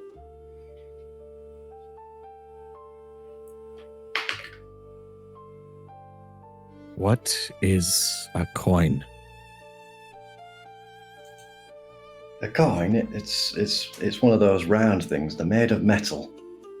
And I don't know why, but we trade them for things. I'll reach into a pouch and pull out one handful and go, oh, I found these. Didn't know what they did.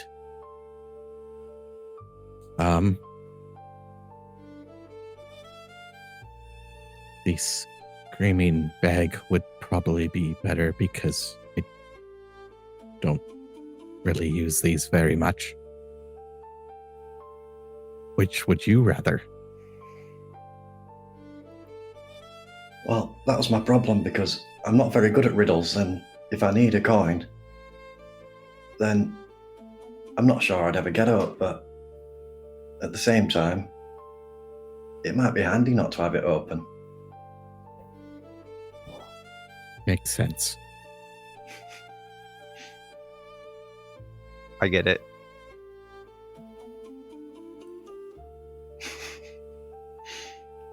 We're gonna have a whole series of t-shirts.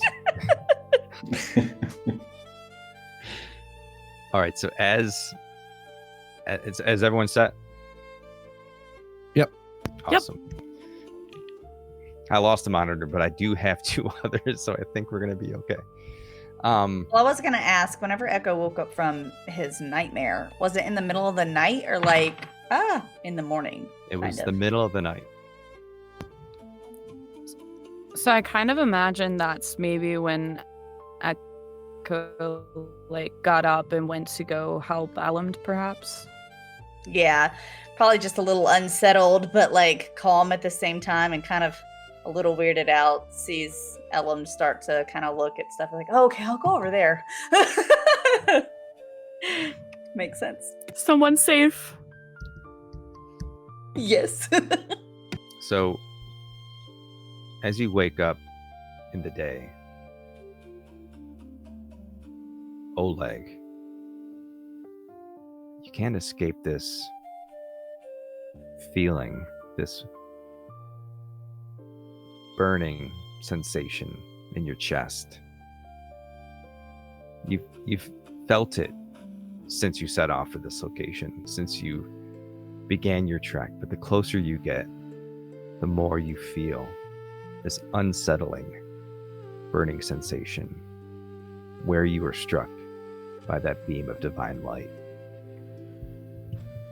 And as you pack up your camp and you make your way down the road, you come to a crossroads. The signpost says Brackenford, pointing to the left. Pointing to the right, you see a faded sign, broken. All that's left is GU and part of an L.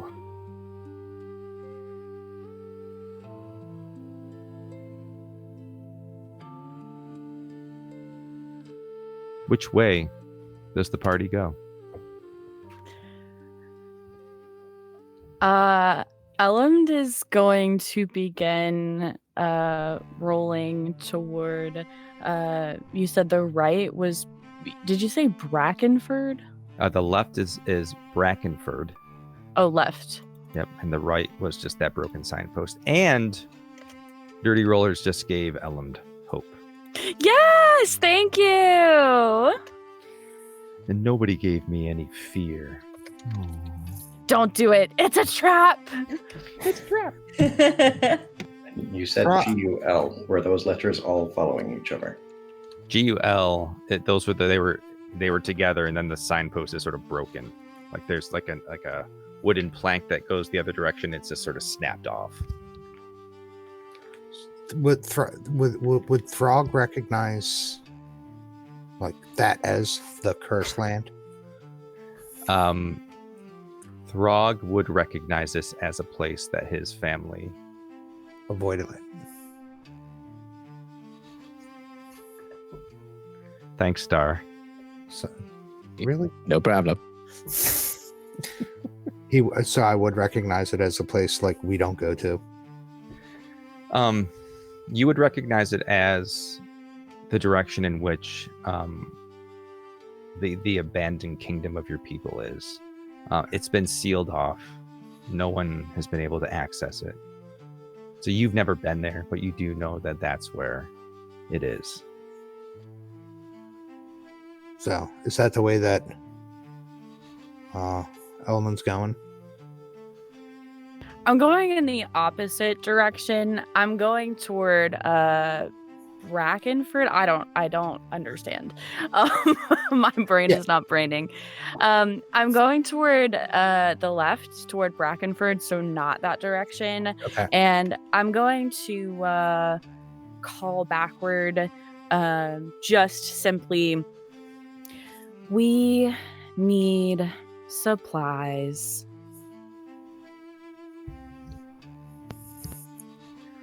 Well, Throg will go towards Brackenford and but every once in a while just kind of look back towards the opposite direction, kind of with a weird expression on his face. Oleg, as the group turns to go to Brackenford, you feel this pulling, like on every fiber of your being, in the opposite direction.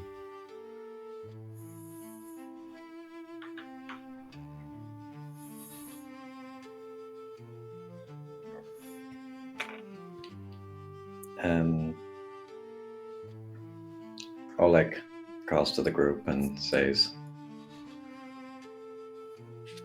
I know this is going to sound weird, but I really think we should go here, like, now. No one goes there. It's sealed off. I think the Lady of Silver's sending me a message. We need to go that way.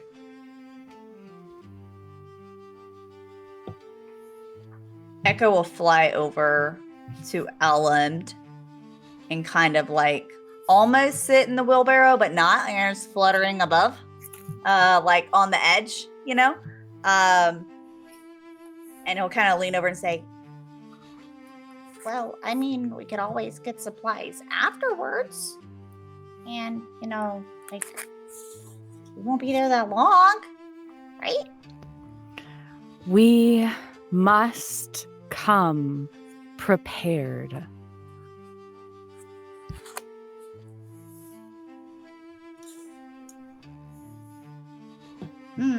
I don't really know what else we need to prepare. and then Echo just starts looking through like bags, trying to think about what else he would need. But still kind of like floating and like kind of flying, sitting along on top of the wheelbarrow. At this point, I think Hal lopes over to Elland and Echo, and he gives a short bow to Elam, and he will look towards Echo. I was thinking that Throg said this little statuette gave him a headache, and it's kind of giving me a headache. You're the more bookish type, right? Echo. Huh? What? Books? Yes, I like books. All right. Perhaps you should hold on to this statue because it's giving me a headache and it was giving Throg a headache. But I think proportionally, you've got the pretty big head and the wingspan is good. So perhaps this would be better for you.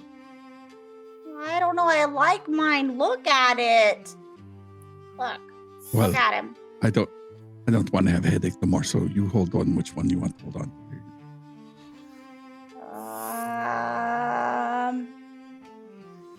Hey, Ellen, do you want this one? What is it? Wait, which one is it? I think it's knowledge. It's knowledge? I think so. Is it? I definitely want knowledge. Elmd is going to just kind of, very slowly, like a sloth, take the knowledge figurine, feel, how it makes them feel, and just probably like with the, having whole museums in their mind maybe opens up some doors that they couldn't access before, and is going to keep it in this hand and take the instinct figurine and offer it back to Echo. Echo will take it and say, "Oh, now which one of these do I like more?" Oh no. As you grab the second statue, as you're grabbing these statues and passing them off, you instantly feel their effect dissipate as you hold two in your hand. Okay.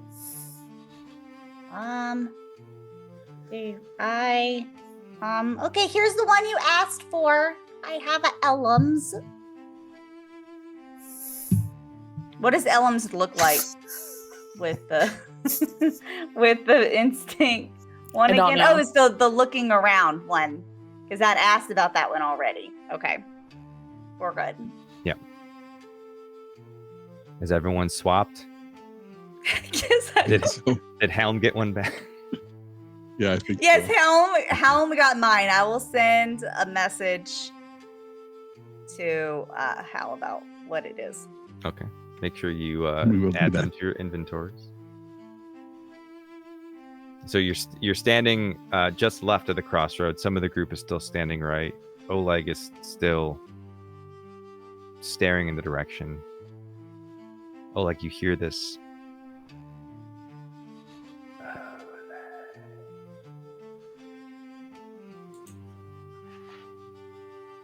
I need you. This very faint voice on the wind. It could be your imagination. It could be trees rustling musically. Like Frodo on Weathertop, Oleg starts walking in the direction of the sound.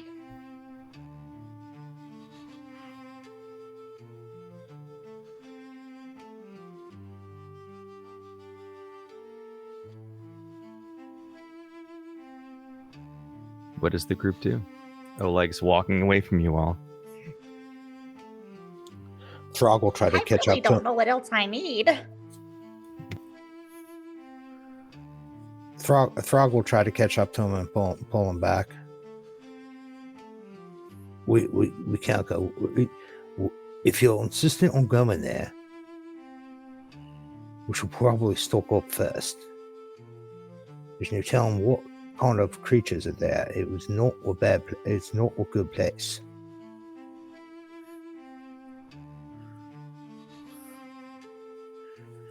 Any orcs that we find there are probably not going to be happy to see us.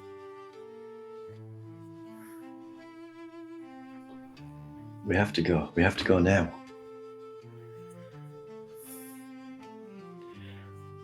I'll look over towards Helm.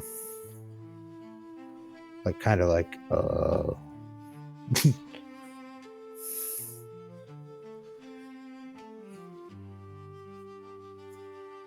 So why don't we want to go over there, Trog?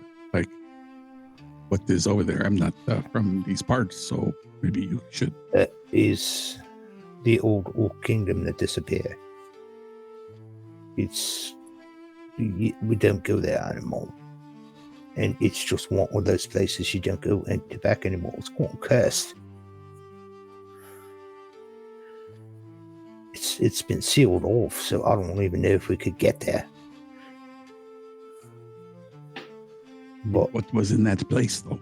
Like, does the orc cursed. kingdom, when the right? when Okay.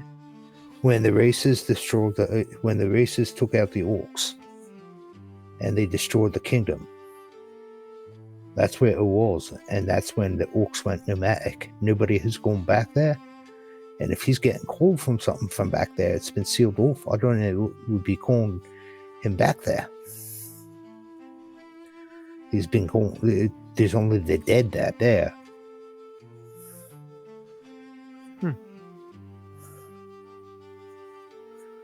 All right, 1 second. And Hal lopes along towards the individual moving towards these ruins. Hey, hang on. What is calling you this way?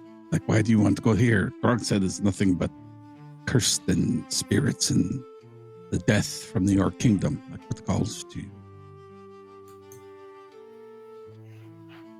Places a hand on his chest and says, "It's the same feeling as before."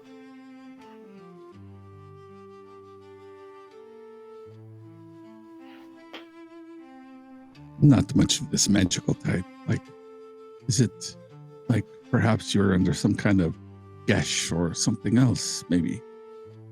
Let me feel your head. You don't feel warm. I'm sweating a little bit, but it's because we walked for a week.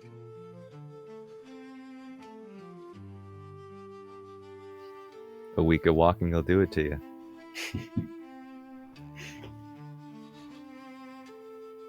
You sure you're feeling all right? Is he feeling okay? Does it look all right? Does he look like he is bespelled by something? Elend looks over toward Oleg and says, "Perhaps the curse is influencing his decision." The moment Elam says that, he spreads his wings and starts flying in that direction. Al looks in the air as he starts to fly away, and he looks back at the Throg. I can't fly. I don't know what to do. Echo's gonna lean to Ellum and be like, Well, I mean, wouldn't it be better if you were there? I Yeah? guess we're going that way. We can't leave him behind.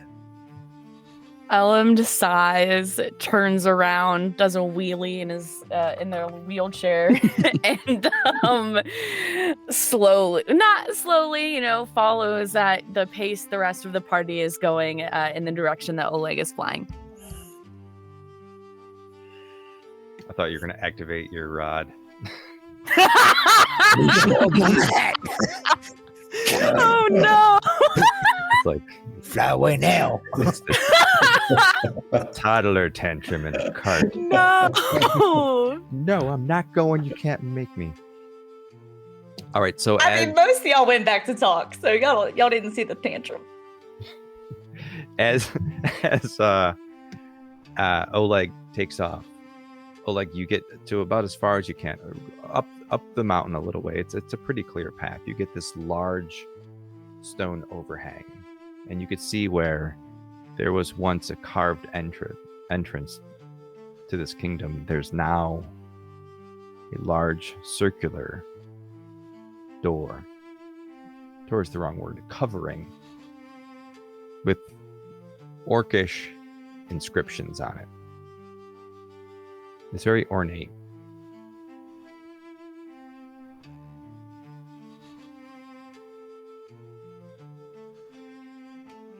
The rest of the group eventually catches up to you.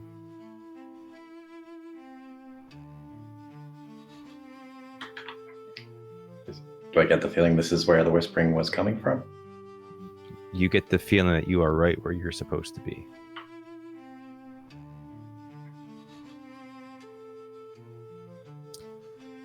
Echo, you're muted. I was just kidding. There you go. Could Echo follow after once Elam's turned around to try to, be there sooner? Yeah, so you want to have Echo Okay. launch out and sort of follow him. Yeah, I'll be Sort of get in front of the group because you're flying. You're much faster than the rest. So you land Yeah. a few moments before the rest of the group arrives. okay. You'll just watch. The first one to arrive is Throg, who was just a few paces ahead of Helm. Dar is following at a steady pace, but not so quick. And then Elend is bringing up the rear in your cart. Dust kicking up behind your wheels as your newly reinforced cart hurries up the path. I will read the door quietly, like silently, not out loud. Okay. First. Just in case it's one of those speak, friend, and enter type deals. Mm-hmm. So as you look at the door,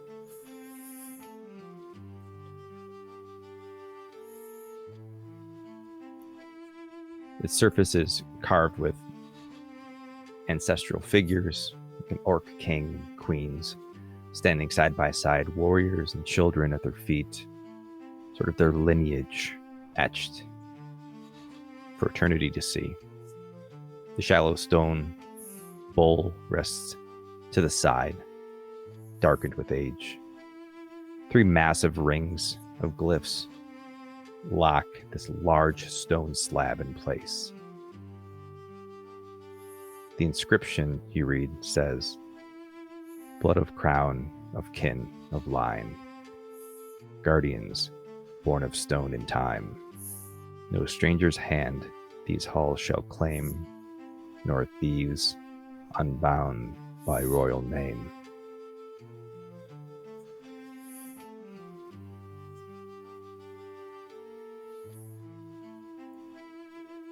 Can you read it again? Obviously, I don't know this is Ellen, but I would like to note it. Sure. Blood of crown, of kin, of line, guardians born of stone and time. No stranger's hand these halls shall claim, nor thief unbound by royal name. Thank you. You're welcome.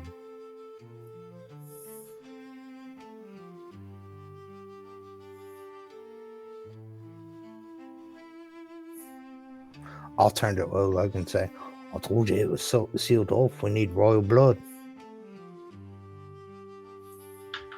Unless you got a pint or 2 in your bag, I don't think we're going to get in." No, this is it. This is the place. There has to be a way forward. Unless it's going to happen out here, we're not getting in there. The king was killed. His whole line, all these people on this thing, they were butchered.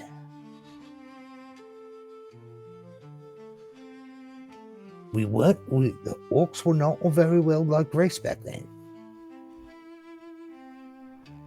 And they made sure that the line of the king ended with them. Humans are very, very methodical when it comes to that. There was, hard to say it in this sense, but there was no one left behind. Your people were.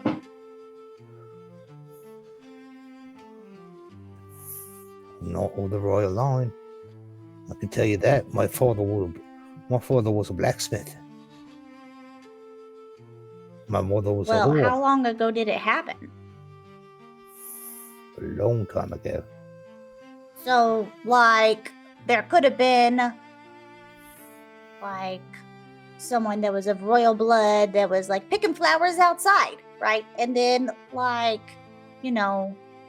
everyone was killed. So, and then they had a bunch of babies, and then they had a blacksmith. What if you're royal blood? Yeah, let's just think about this for a second. Perhaps, maybe if you are royal blood, what are you supposed to do to get in? Do you give it the hug? Do you put your face on it? Do you put your hand up to it? Do you yell really loud? Let's pretend for a moment. You said there was that's hard to believe. A black bowl on the side. Is there a niche that bowl would go in? It's part of the wall. It's part of this whole structure. It's just there. Dar, as you walk up on the group debating on the next move, you are struck by the energy coming off of this slab in place. you feel the magic emanating from this door.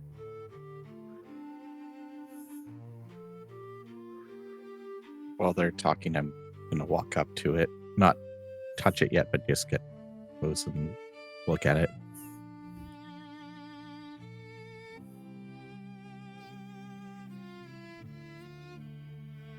And when there's kind of a lull in the conversation, I'll just turn back and there is a lot of magic coming from this.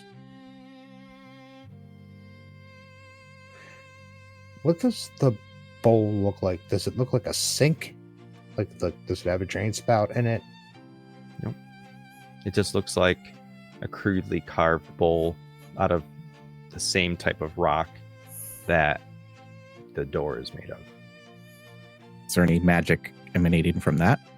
It's all one big, it's like part Okay. of this. Part of the bowl is Yeah. part of it. And there's no indication of what we're supposed to do to open this? Nope. Other than the word blood 3 times. Yep.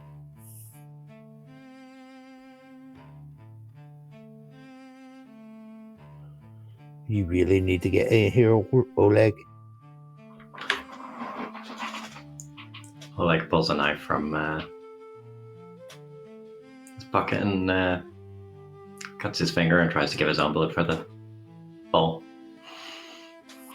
As you drip blood into the bowl, drops fall and dissipate in the air before they even touch the bottom of the bowl. Before it makes contact with the stone, it disappears and nothing happens. He's not going to leave here, is he? I mean, maybe I can prick your finger and you could drop some blood into it. Can I have your knife? Here you go. I'm going to watch Oleg because I know he's obsessed. And I know he's got to do this, and I'll just slice right across my hand and squeeze my hand over the bowl. I'm telling you, I'm not royal blood. As you slice your hand and you squeeze it, and more than just a drop falls into this bowl, you see the blood splash against the end of the bowl and boil. And slowly, nothing is left but a black shape where your blood once was. It's cooked, it burnt. I'll wipe off Homp's knife and hand it back to him. Suddenly, the carved figures on the door seem to move. The etched kings and queens lower their weapons in recognition. The rings begin to slowly turn, stone against stone, until a single rune burns across the vault. Door. The gate shutters, splits open. The sound of cracking earth can be heard, and from within, air spills out cold and stale, laden with iron and centuries of silence. At its heart, a glimpse of faint hum, barely audible and pulsing.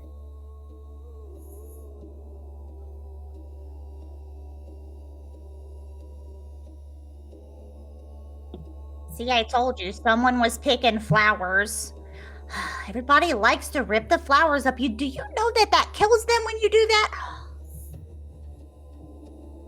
I will take the dagger back and he will put it in his dagger sheath and he will smile and kind of take a few steps forward before he looks back and smiles towards Throg and says, "See, I told you you were a royal kitten. Yes. Just go Look see what's over in it, there." Oleg.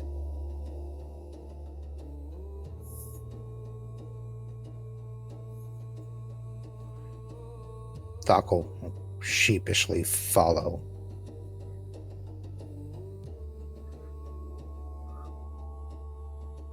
Is everyone going into the cave? the cavern. Yeah. Yes. Yes. Yep. If it's all right, I would also like to ask what Elend in particular like feels from the strength of the magic that is involved with the stone archway.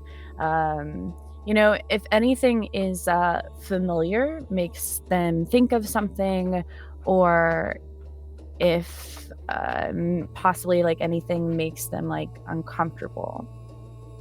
You don't have a feature that details magic, right? You just have to do No. rolls for it. All right. So give me Correct. a roll, a knowledge roll. Just okay. Well, actually, I'll let you choose either knowledge from what you have learned and studied, or what feeling you're getting from the magic. If you want to do instinct, that's totally up to you. I will definitely do knowledge. Let me go ahead and roll with that. I think I'll just do it that way. Wait, is that the correct roll? Did it roll? I think so. It's a 20. Yes, it was correct. It's a 23 with hope. Okay. Take your hope. You instantly, and I sent you this message as well. You instantly recognize the feeling of this magic. There's a dissonance that you feel. It's dark, but not being wielded necessarily in a dark way. You recognize this blood magic.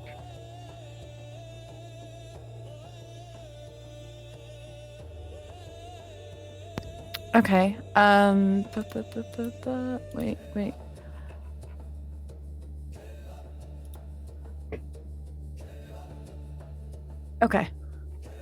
Okay. Thank you.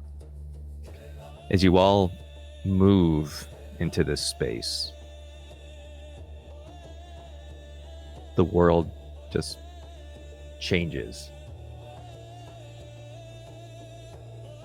The daylight behind you fades, swallowed by the abyss yawning behind. You see this long, relatively narrow, rough-cut staircase winding along the edge of the cavern, moving downward. And as you walk, echoes rise from below. Drips of water unseen, the faint rustle of air through hollow space, and the whispers of stone shifting in its sleep. You see these walls as you push up against them are sheer and uneven, scored with veins of a dark material that glitters faintly in the gloom. The shaft gets wider and wider as the stairway plunges deeper and deeper, until the sound of your breath seems small against the vastness beneath. Far below, the cavern opens into an expansive blackness. You sense the size of it without even seeing it. An underground world waiting in silence, patient, untouched for centuries. The weight of history presses from all sides.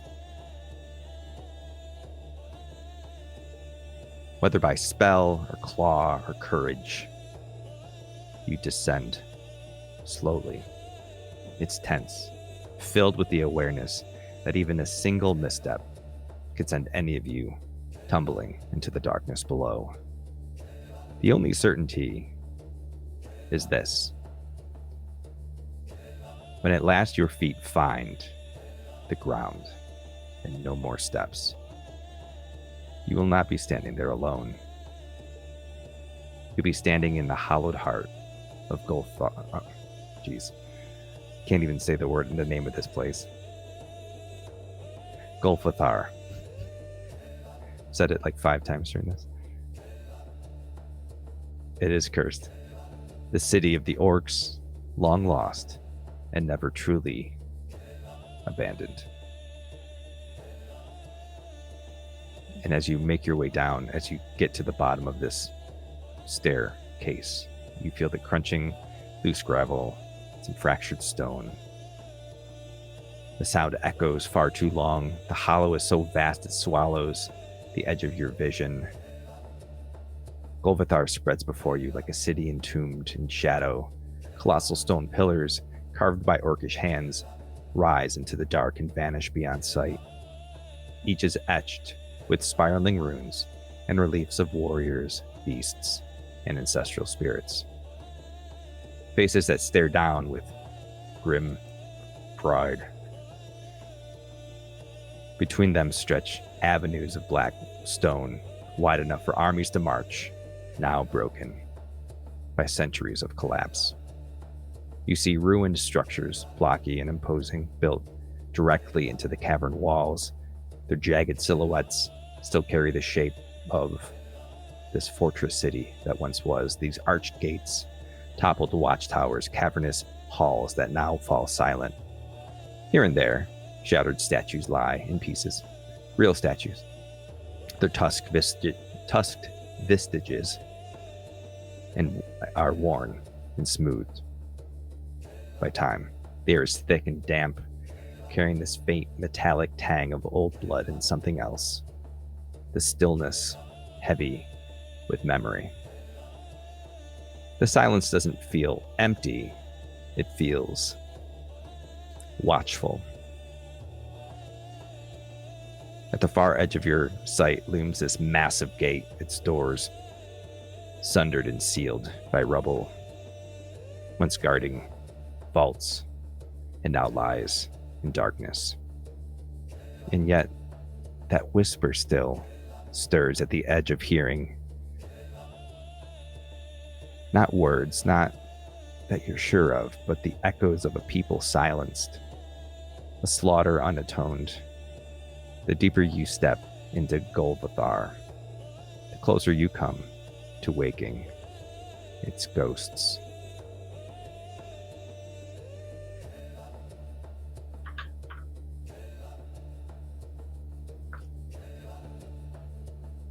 Alex says, we must have faith in each other and in the gods. They're leading us.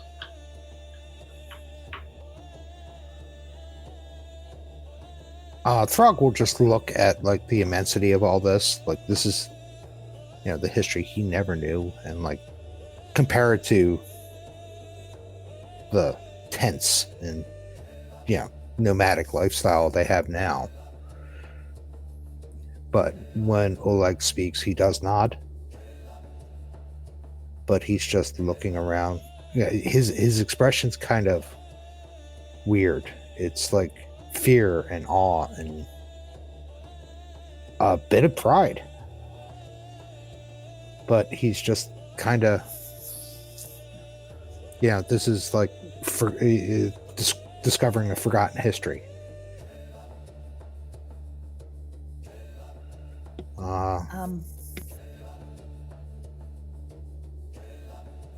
That's all.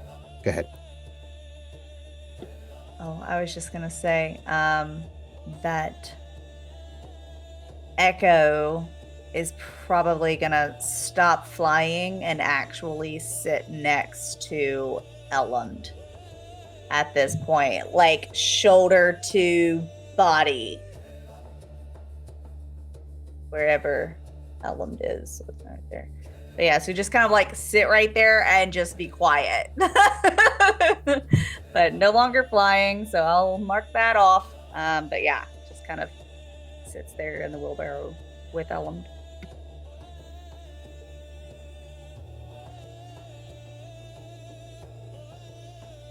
You stand in this open space, quiet. All you hear is dripping. You can't see much. There's no sense of direction there. Go ahead, Hal. Well, all right, Oleg. What do the voices in your head say we need to do now?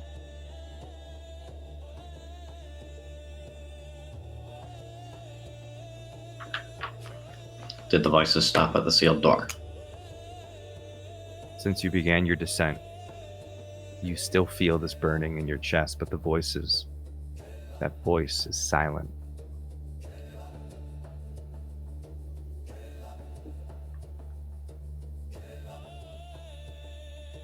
The gods like to speak in riddles, like a coin purse that won't open, for example. I think that Throg knows the answer. It just isn't clear to him yet. I thought you were the one that liked to do puzzles and riddles.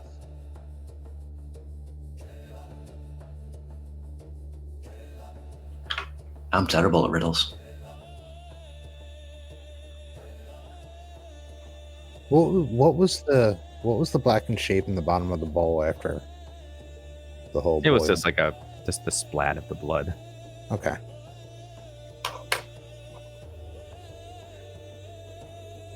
Well, Throg, what now?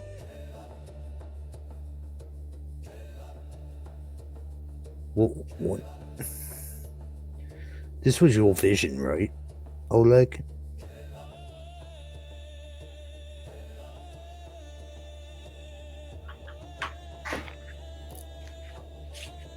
I saw it on the ground. Give me a moment, sorry.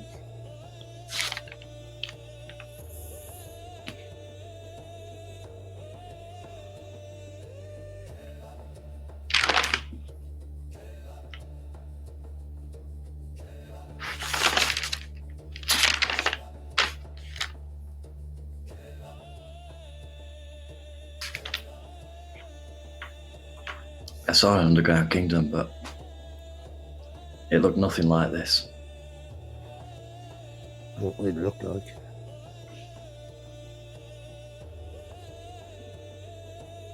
There was more growth and life.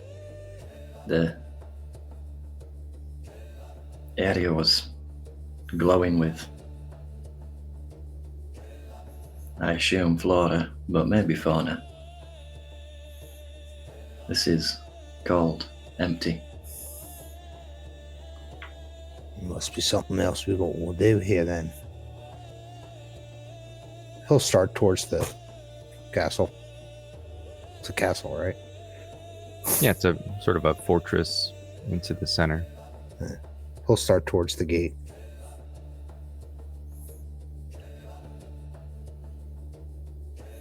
As you all sort of walk through this space, some of you may have heard the stories of what happened here long ago. And it's hard to picture it as you're standing here now.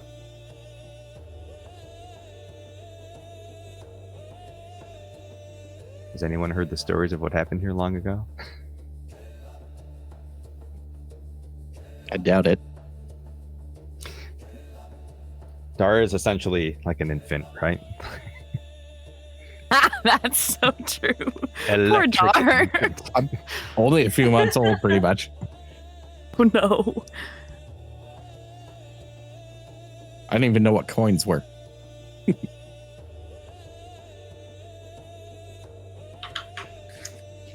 Would Helm not know something of this with his, I assume Helm received the best education of the group. That's a good point. Helm, you can make a knowledge check if you want to try to recount what happened, what the stories were that happened here. All right. Well, he got the education paid for. He never went to school. He was always at Defense Club. But he will give it a look. Is there anything that I know? Nope. Anyone that might be knowledgeable on history or might want to lend a hand can spend a hope to do so as well. Throg, you probably have heard the stories as well. Yeah, I mean, we heard our version.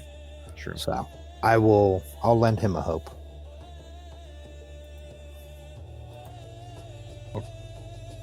Let's see what happens. That's not very much. That is Since I brought us here, I'll spend a prayer die to give you a +3 to the roll. Okay. still not very much. That is 5, 6, 7, 8 with fear. 8 I'll- with fear. Is that I'll- with advantage? Yes. What were you going to say, Throg? I'll try to relay what I remember from our point of view. All right, let's do this. Why don't you also roll a knowledge roll Okay. with advantage? And then, however these rolls work together is what version of the story is going to come out. I'm not seeing or hearing Helm anymore. I'm gonna refresh the page, maybe. Yeah, that helped last time for me. I got a 10 with hope. So, as you're walking in this space, Helm starts to recount this story that he kind of like half remembers from school, like the broad strokes, like long ago when the orcs held the heart of Vel'thyros, the kingdoms rose up against them, that there's like this great element that moved in from Corvallis, and on the march towards Golvathar, they picked up the armies of the Pact Lands and marched into this place. And Throg throws in his added sense of this was a massacre that was unprompted. There was a deception, and through that deception, there were no armies here. And as you're talking, Helm's like, well, I heard that there was a great war. It was a great battle. And those who came here to defeat the orcs were hailed as these big heroes that just eradicated the orc army and pushed the orcs out. Once they were done, what Helm was taught was that this cavern was sealed, never to be opened. And what Throg was taught was that the orcs closed this off to be sort of like a holy place to let the dead rest. Either way, both parties know no one sets foot in Golvathar.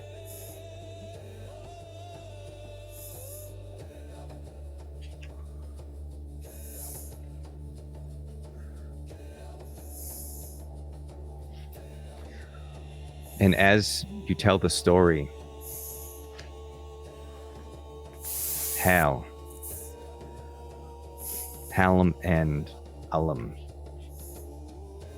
your eyes begin to burn with this intense fire. Ullum, the top of your head also begins to, this sensation, this pull from the marks where the divine beams struck you.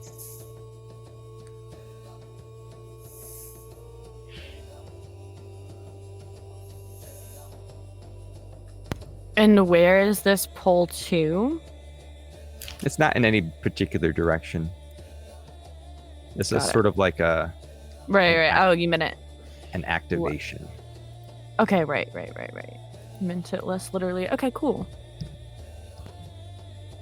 And how close his eyes and like turn his body as if he's taking in the afternoon sun of these golden rays, like you do when you're a kid in the middle of summer as the sun sets, to feel like where it's pulling or pushing from. You don't, as you close your eyes, you feel this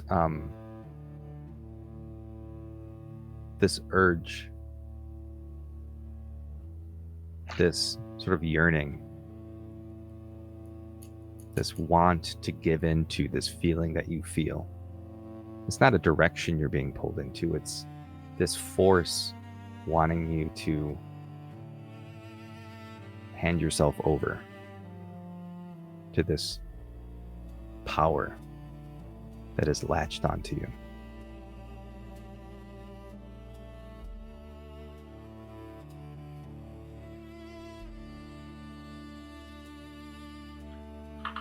Al is very instinctual, not instinctual. He does a lot of stuff with gut feeling, so he'll give in to this feeling.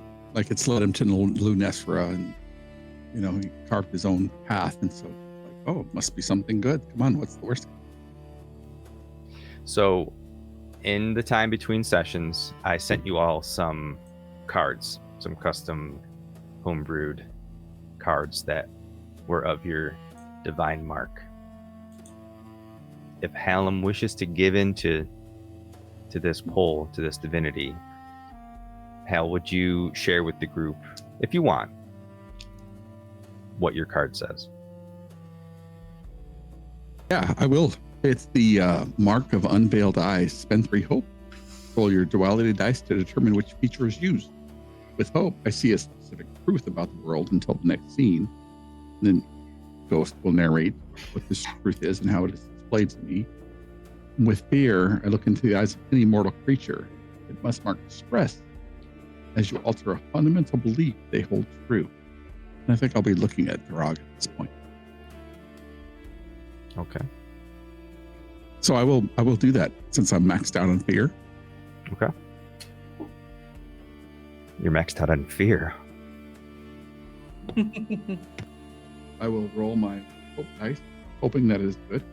You roll both? Oh, you rolled a 3 and fear, is that what you said? Oh, you spent 3. I spend 3 hope, roll my duality dice. So yes, I roll all of them. Whichever is higher. So it doesn't matter the total, whichever is higher, hope or fear. Mm-hmm. That is 50-50. Fear. Ooh. And I alter Throg's. So Throg needs to mark a stress, and he's telling his side of the story, and I'm telling my side of the story. And I look into his eyes, and my eyes flash that golden color that he received. His eyes are no longer green; they're now that gold, and his eyes will flash, and Throg will recondition his synapses to remember my version of the story. All right, so you have just used hold on. You've used the power of the mark that you gave into to change Throg's belief of the events that transpired here. For all intents and purposes, Throg, from now on, you believe that this was Hero's March. This element from Corvallis came and wiped out the orcs in a valiant way. In a fair fight, so to speak. It's completely contrary to what you were raised to believe. How does that make Throg feel as this realization comes, standing in this place where previously he was just feeling this pride for this history that he has?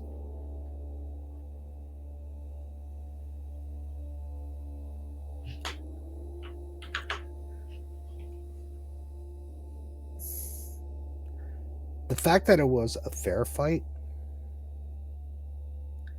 and it was just a lost battle and not the massacre he was actually raised to believe it was, with the armies being out, like supposedly on the fields of, meeting on the field of honor in that very field that we were just crossing for a week, and then them coming home to an ambush in their own home.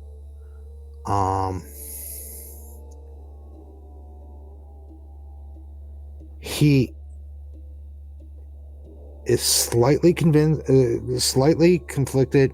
He does feel a huge amount of guilt for his species, for perpetrating that. It was like an unfair slaughter, women and babies butchered in their sleep, that sort of thing. But at the same time, the honorable battle part, where it was a fair fight, gives him a little bit more hope with what he's actually sent to the capital to do. Mm-hmm. You know, his underlying mission.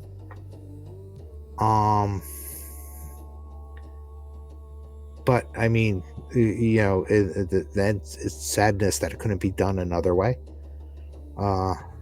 And then he realizes he is still just standing in the middle of a giant tomb. He will, as all of this rushes down on him, because his best friend just pulled a trick on him. He just kind of, the weight of all of this realization and the shattering of what he was raised on, he just crumbles under it. He is now kneeling halfway across, like where they came into the gate that he was heading to. He's just sitting there on all fours as his brain just explodes with all of this extra knowledge.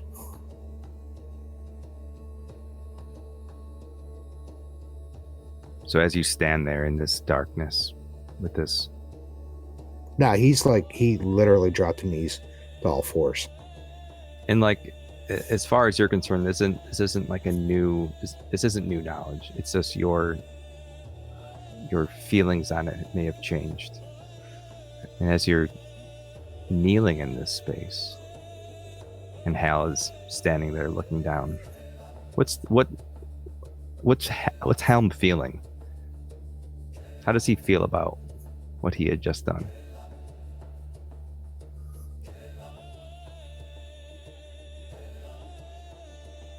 I think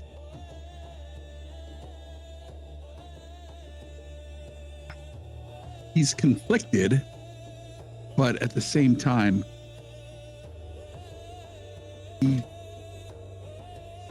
he takes what he has learned and mixes with what he thinks he feels, or at least, and so he doesn't know history and he doesn't know facts, and it's more to the point where he wants to convince Throg that he's book smart and learned, and when this feeling comes upon him, he feels like he needs to prop himself up because he hears his parents comparing him to his sister and how bright and smart and thoughtful and accomplished she's going to be, and he could never be that person in their eyes. And so he thinks to himself, well, if I'm not that person in their eyes, perhaps I'm that person in his companions or his friends' eyes. And he hooks on to this feeling like, I can change the way people think about me, and I'm smart and knowledgeable about this event that occurred here. And I want Throg to have that impression of me, like, wow, this guy knows his stuff. He knows, he's actually smart. He's not a thief and a con artist. He's actually somebody who knows this, and he'll latches onto it. And then when he sees the realization dawn in Throg's eyes, he'll think to himself like, oh shit, what have I done? And as a slight moment of remorse strikes you, this guilt, whatever you want to call it, you hear on the wind, as the vastness is still just sort of surrounding you, this slight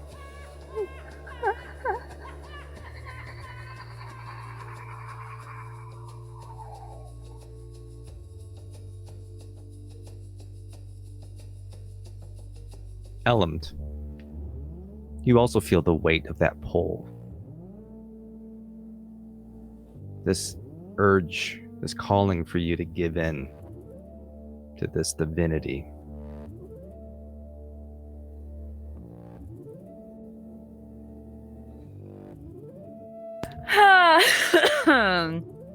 That was a lot. You guys did amazing. Holy shit. Yeah, I think is Elend aware of the divinity, or rather the celestial power associated with the mark, the magic that is attempting to overpower them? No, and I wouldn't call it an overpower. I would say that Elam feels the flux of it, and it's definitely like an ask. It's wanting Elam to give into it, not demanding it, not trying to force Elam to be something Elam isn't. It's wanting Elam to give themselves to this power. I think out of Elam's, natural curiosity and the recognition of the significance of this to their underlying goals and intent, I think that Elam would definitely accept the call that the mark is reaching out to them. Okay. Spend your hope. Read your card. And roll your dice. Excuse me, plural.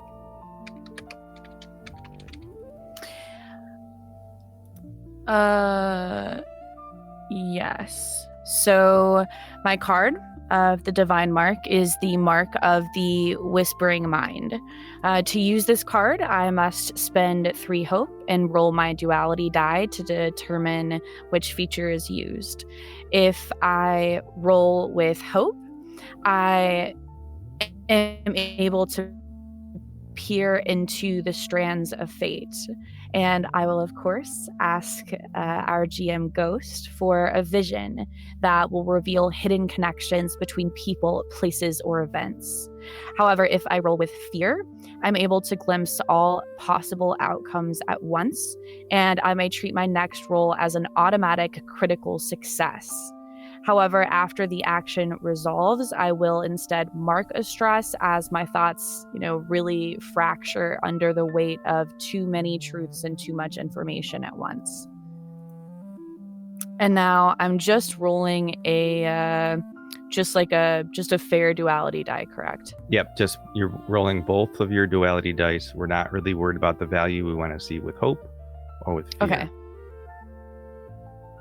I rolled with hope. Okay. And what connections are you looking for as you look around the cavern at your companions?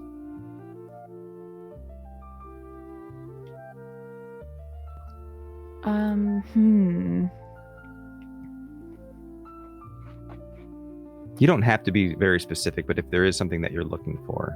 Right. Which I really think there is.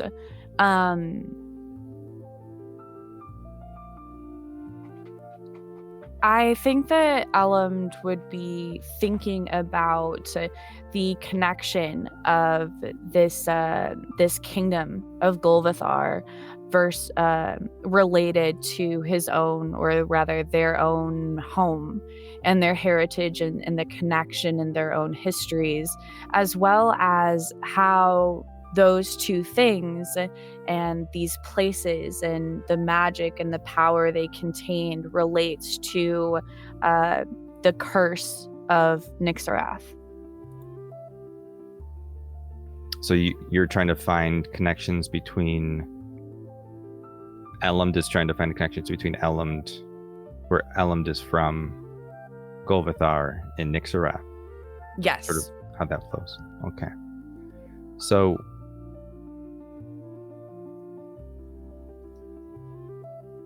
you see flashes of small orc-like beings living far down in the world below. And you see them crawling up as you've learned. You see conflict between the orcs and the fungal people that pushed the orcs away, driving them to the surface. You see a millennia pass as these orcs grow in size and multiply and settle into this world, building Golvathar, this carved kingdom beneath a mountain. You see in this space, at this time, a kingdom full of life, with glowing moss, mushrooms, with crops growing with very little sunlight. You see families running, playing. You see an honorable, peaceful existence. You see ambition as they push out, forced to expand as their walls can no longer contain what they've built. You see wars break out over contested lands, until finally you see this being whose name you only know as Nixarath, but his eyes aren't hard, not monstrous, just man. As a general, a mortal, marching into Golvathar. You see his armies cutting down any orc they come across. You see city guards trying to defend, but no army to speak of, as these people are slain.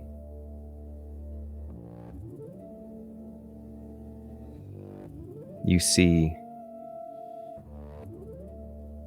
these figures watching, almost on another plane, almost there but not there. You see smiles on their faces as these souls are delivered into the next plane, as war fuels Dravos. You see the Orcish queen scrambling as she runs where the rubble is in the back to get into a vault to save herself. She closes the vault door, clutching her necklace that glows with a pale light. As the door closes,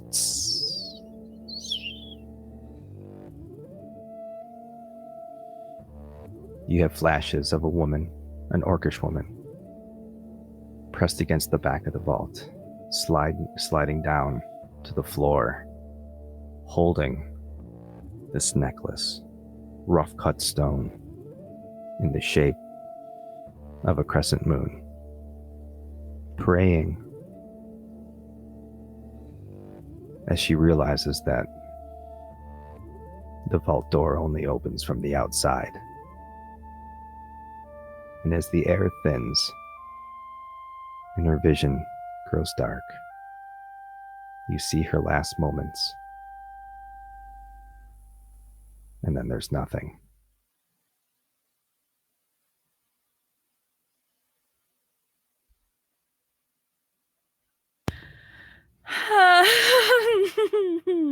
That's a lot of information, Ghost. I know. You just see me over here. Oh my gosh. Wow. Okay. Let's start here. What do you communicate to the rest of the group?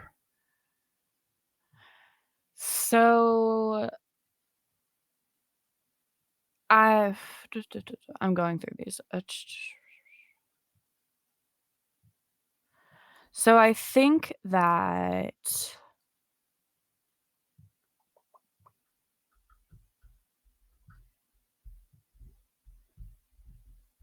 all right. So I think that Elland will say in a very slow but even voice that I imagine in this space kind of echoes and then dies in this strange way. The being we know as Nixarath was vital in the event that transpired here. The vault we see at the back of this space contains an item which may be of importance to our quest. However, let it be known that the vault door only opens from the outside. And genuinely, I think that's all Elland will say. Nothing about the history that they saw or learned about, nothing about the connection between the Orcish lands or even the details of the battle. Just really the bare minimum of information that Elland believes the party should be aware of in order for them to kind of aid them in their quest. Okay. Given this knowledge that Elland conveys, spotlights to you.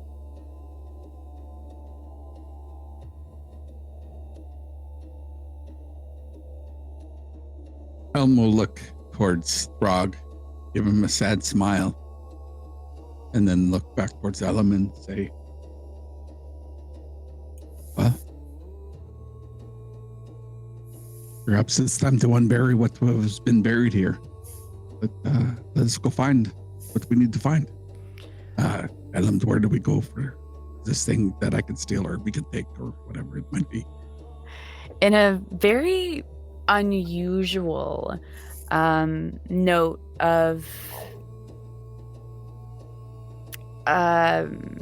recognition toward a mortal, Elland gives a very slight, almost imperceptible nod to Halm and simply begins rolling in the direction of the vault door.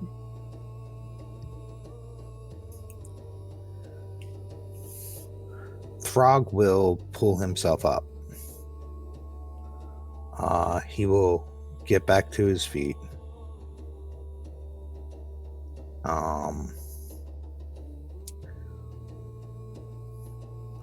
And he will look back at the companions with a very mixed expression. His eyes still harden when he looks at Hal. And then he growls, "No one left behind." And he heads for the gate. As you look back at your companions, everyone seems to be moving in just utter darkness. You can see fairly well. Elam can see fairly well. As you look back at Dar, they're just this emanating a glow as lightning slowly arcs across their hands in their eyes. Oleg, you follow quickly as you feel this rush of excitement. You feel that burning in your chest sort of relieve a little bit, sort of subside as you get closer to this door. I As do you- feel... Oh, Oh, I'm so go ahead. sorry. No, go ahead. Oh, no, I was just gonna say, I feel like Elmd at this point is like, okay, finally I have an objective. And so I feel like Elmd is most likely the first to reach the vault door. And Elam can probably see better than anyone else. You know, second to Throg, because of the nature of your characters. But you are the perfect creature to lead the group to this area.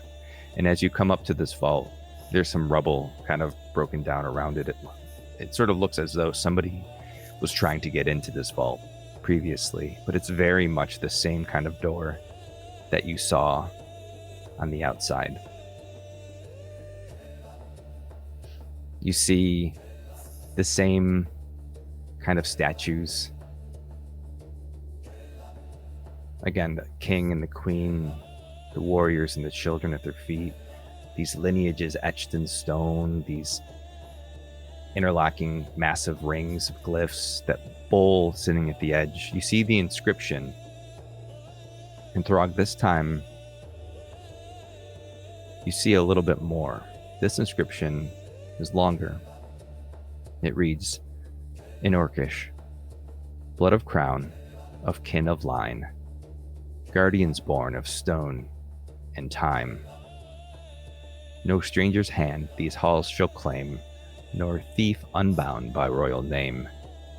The gates shall wake, the wards shall part, for heirs who bear their people's heart. But all who falter, false of kin, shall find no crown, nor step within. Ghost, I apologize for asking this once again, but will you please read the inscription again? Would you like me to paste the second half in the chat? Yes, Would that please. be better? Okay. That would be amazing. I have a chat somewhere, don't I? Oh, it's on the other computer. Rats. Yeah, I'll paste it in the chat. Throg, how do you proceed? Throg will take off his gauntlet that he put back on. Mm-hmm. And rather than reach back to Helm for the knife, he holds out his axe. And he just runs the same hand down his axe. And he holds it over because he still doesn't believe that, he's worried about the second part. So he doesn't really want any. He'll actually look to the side, not back at them, but to the side, and say, probably should back up a little bit, before he puts his hand over the bowl to drip the blood in. Okay.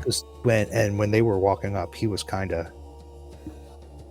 looking at the statuaries and the reliefs to see if there's anything he recognizes, because he's still not processing this. So once again, as you drip blood into the bowl, it hits the bottom, splashes, and blackens. And once again, the rings begin to turn as the stone begins to part. And as it parts, it releases, opens to the vault. You see gold, chests of gold, gems, riches. And in the very back, laying on a pile, you see a skeleton clutching something.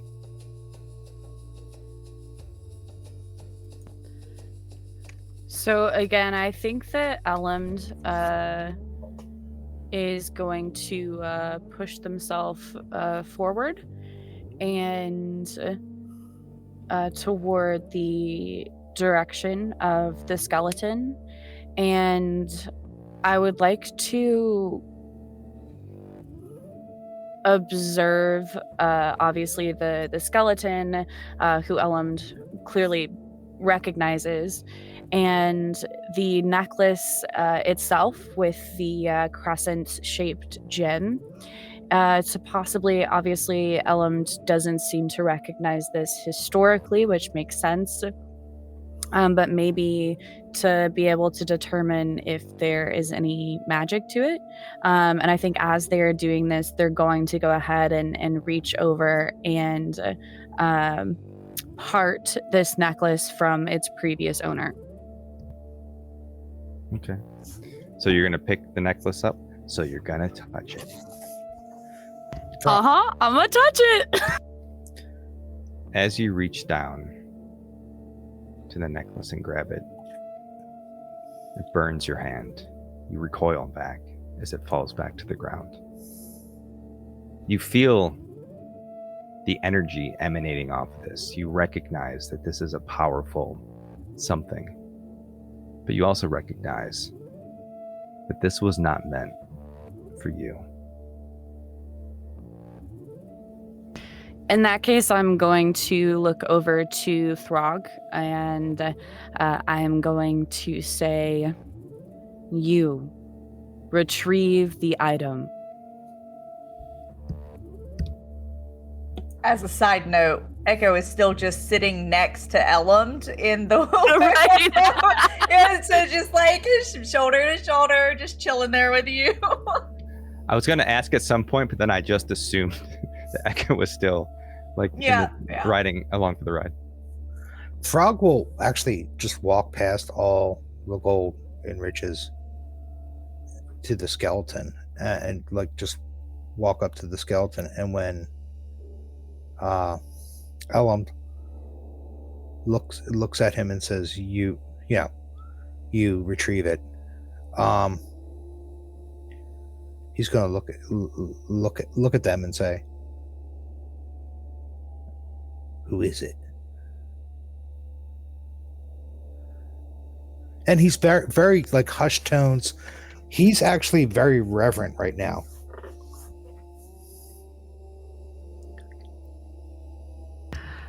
So, Elmond is only going to say, she was a queen.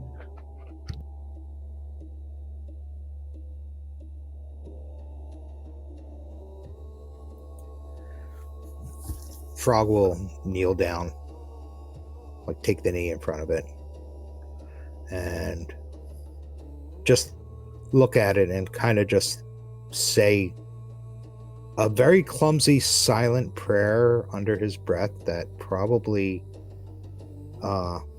Echo and Elmond are probably the only two that will be able to hear what he's saying, depending on how good their hearing is.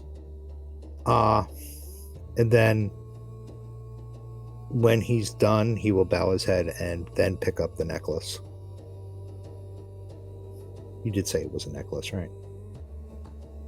Yeah, it is. It is a rough cut stone in the shape of a crescent moon. Okay, so he'll pick up the necklace and then stand up. As you reach down and grab the stone, just now sort of resting in the bones of the remains of whomever this queen was. You notice the small crown laying with the remains, and as you pick it up, this feeling of connection that you anticipate being so close to your ancestors so long ago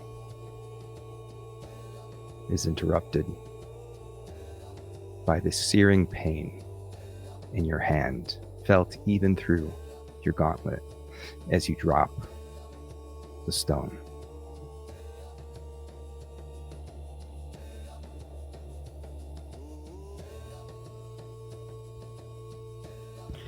Elmond, Throg, I don't mean to interrupt you, Mac. Go ahead. Elend is going to look at Oleg next and just say the same thing. I'm so sorry. Ellen cracks me up because I'm so not this person IRL. Ellen is going to. They're like, next. Yeah, exactly. Is going to look at Oleg again and say, "You retrieve the item."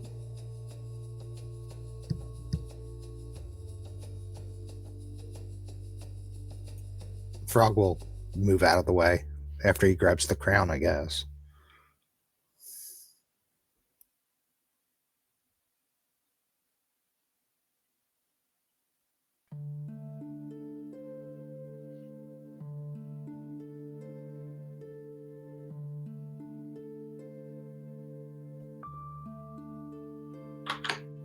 Oleg moves over and also attempts to pick up the necklace.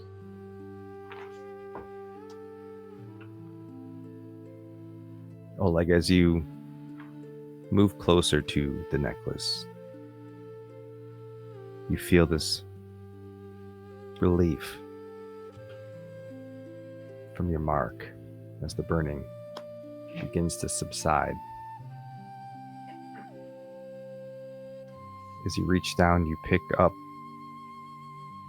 this rough cut, there we go, stone in the shape of a pale moon, a crescent moon. And you feel this joy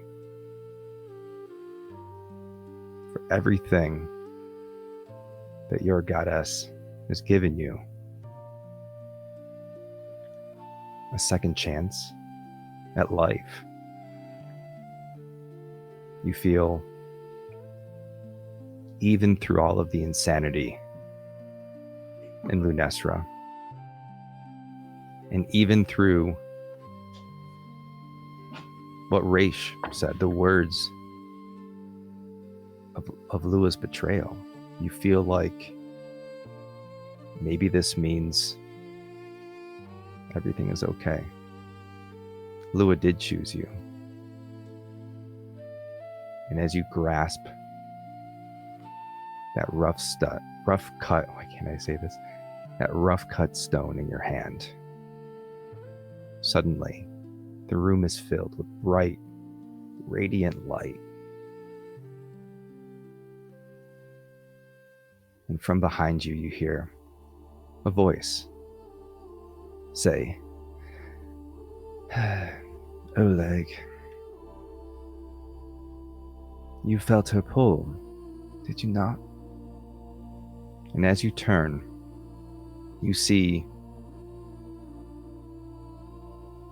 golden skin, pale blonde hair, completely stark naked. This being, human, maybe elf ears, pointed ears, eyes glowing with radiance, staring at you, the very somber look.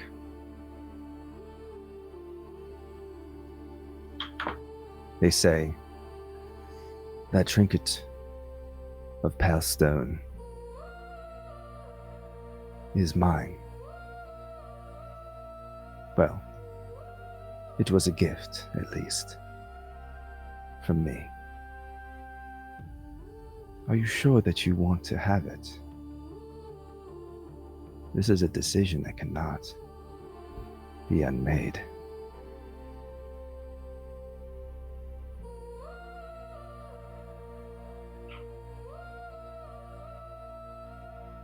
Does Oleg recognize this?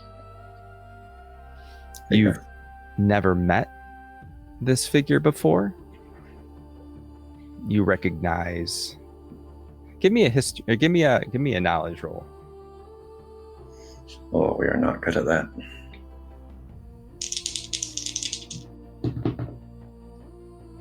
I almost got That your characters is confused for a second there. a 17 with fear.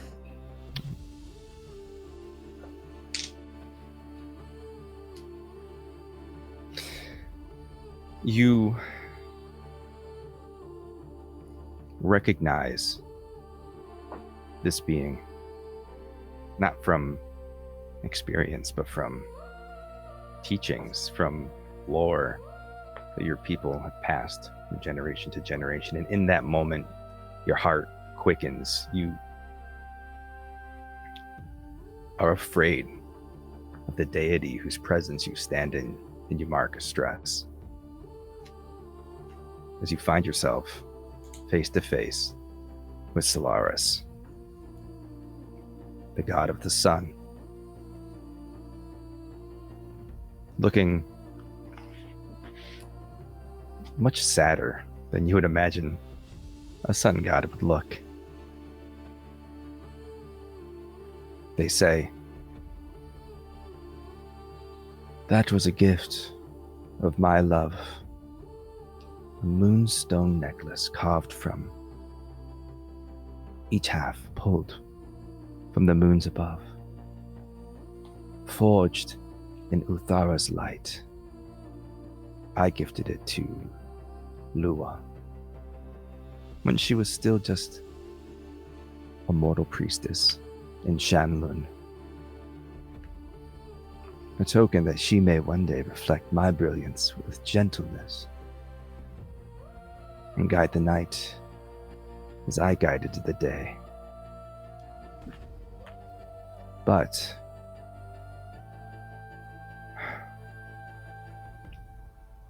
she has betrayed me.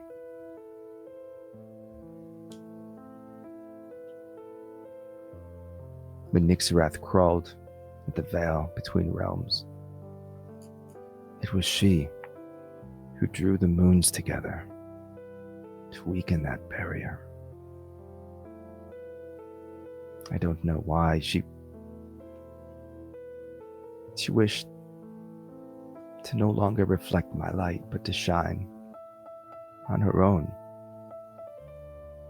to loosen him into the world so that she might prove she was more than my reflection. That's a betrayal of us all. But you wonder why she marked you, don't you? It's not because you were her knight. It's because you are her reflection. You are a betrayer as well, aren't you, Oleg? Do your friends know of your misdeeds?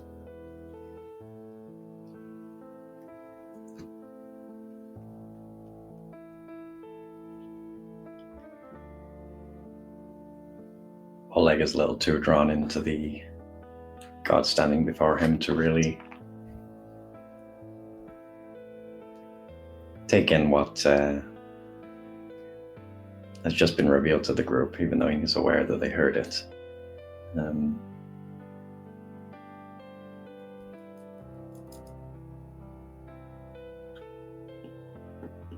He says, whilst clutching the necklace tightly in his palm so hard that his little monkey claws are pressing even through his fur.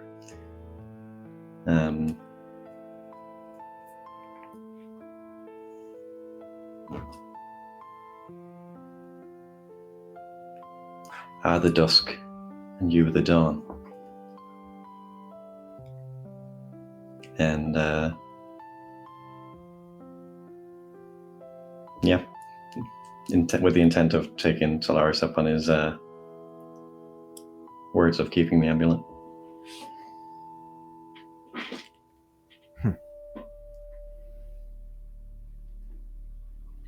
Oleg,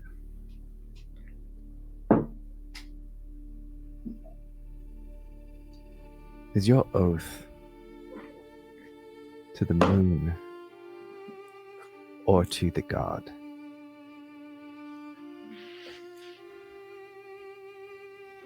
Lua is no longer the goddess of the moon. She has chosen her side. She has chosen the Shattered One. She is a betrayer god. But you are a betrayer knight, aren't you?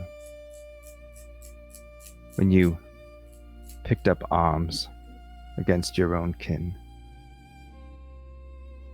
fighting under a Corvallis banner, your blade wet with blood of Samaya driven from the wilds. The day you That was threw long your ago. weapon aside. It was. You threw your weapon aside, didn't you? The shame that you felt? What did you do next? You found refuge in the kindness of others.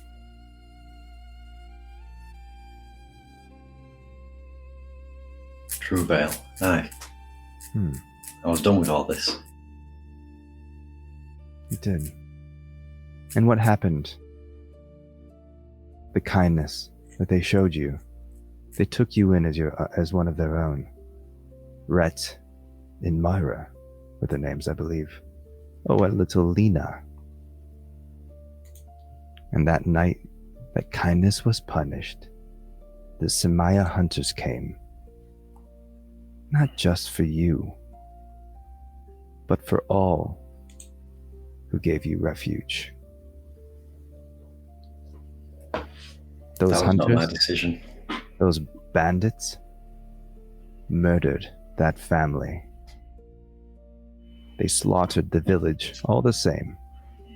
Rhett, Myra, and Lena, all killed because of your betrayal.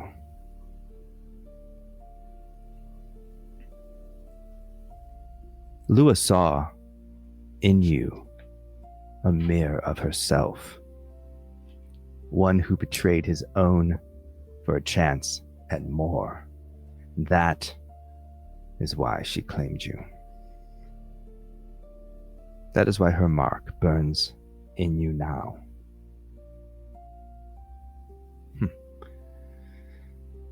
He looks over at Dar. You have a bit of the Tempest in you. You're familiar with Lena, are you not? Yes.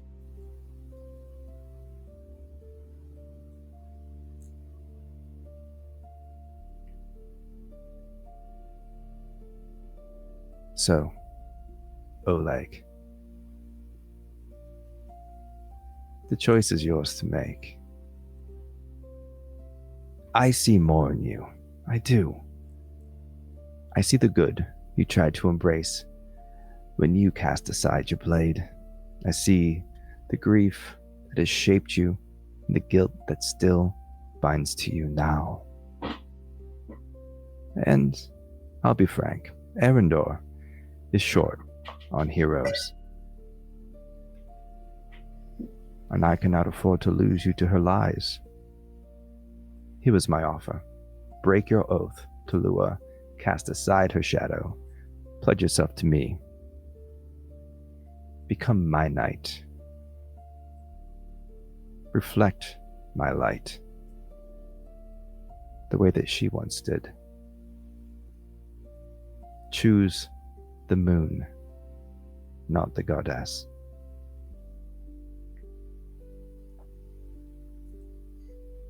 Oleg looks towards Dar, and then to the sash that he keeps around his waist, and then over to Throgan the skeleton, and says to Solaris, I'm not a hero, but maybe I can be a knight.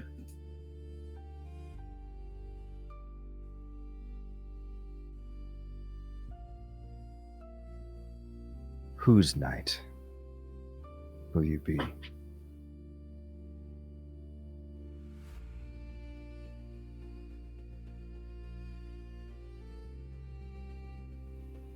That of the people.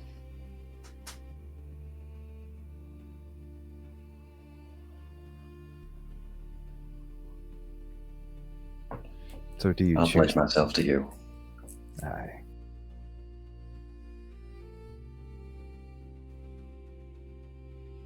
That makes me very happy.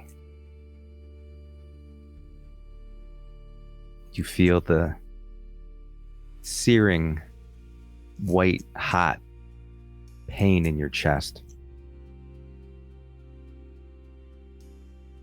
as your mark burns away, leaving no trace of Lua's influence. And as Stellaris walks over to you, reaches out a hand, and places it on your head, he says, "Everything will be fine in the end. All of your sins are forgiven. You will become the avatar of the moon. You will reflect my light from now until forevermore." And he begins to light up, to glow ever so brightly. And as the room fills with light and it dissipates, Solaris is gone. And standing before you is a transformed Oleg. How does Oleg appear to the group in this moment?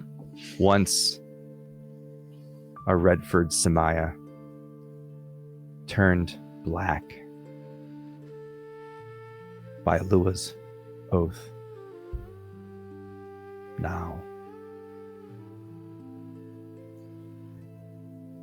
His fur is once more a vibrant red, similar to that you might see on an orangutan. The dark raven wings have been replaced by feathers that are much brighter in color, similar to an eagle. And his white mustache is now a deep and dark brown.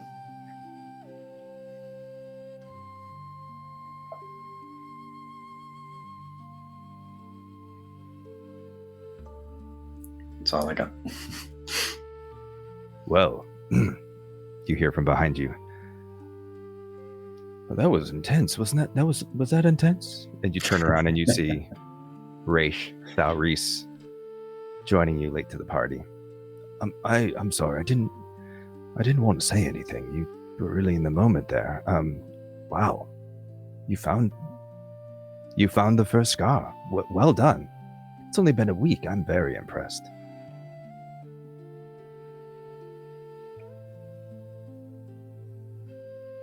I feel like I interrupted.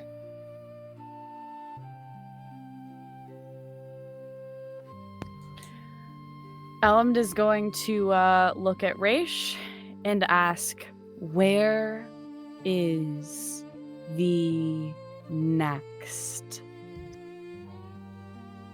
Well, I don't know. That's really up to you, isn't it? What were our clues again? I'm sorry, a lot has happened since the last time I talked to you. It's been like a few 100 years. It's hard to keep track of. There was some talk of Ragos, I remember, a blackened space, a forest, a lush green glowing forest, a grove, I believe, as well. Some of these do seem like a lot of these seem to be pointing to Ragos. I don't know for sure, of course, but it seems to be maybe a good place to start. I don't know. He looks over at Dar. I'm really unsure about yours, to be honest with you. You seem to be having visions of other people's. I don't know. Anyway. Dar finally takes his eyes off of Oleg and looks over at him.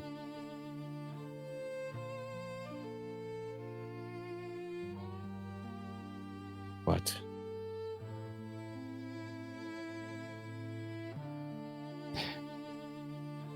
I'm sorry, did you have something to say to Oleg? You looked like you were having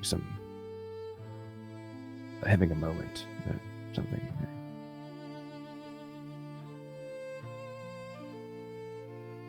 Not here. Yes, of course, yeah. Best to just keep that buried down. That's the most human thing I've seen you do all day. Okay. Well, there is a town just outside of here if you'd like to convene there and choose your next tasking. Do any of you have any ideas? Would we be able to seal this place back up? Certainly. I mean, you're the blood of royalty, after all. You can do whatever you want. It's a tomb. Should be preserved as a tomb. Yes, certainly with that attitude it is. Yes, we can close it up. Should we close the vault as well? Once we're all out of here, it doesn't open from the inside. Well, yes, that's true. It doesn't open from the inside. Don't want to learn that the hard way. Looks down at the remains on the ground. Anyway, looks like I missed all the fun. I thought for sure you'd go to Brackenford.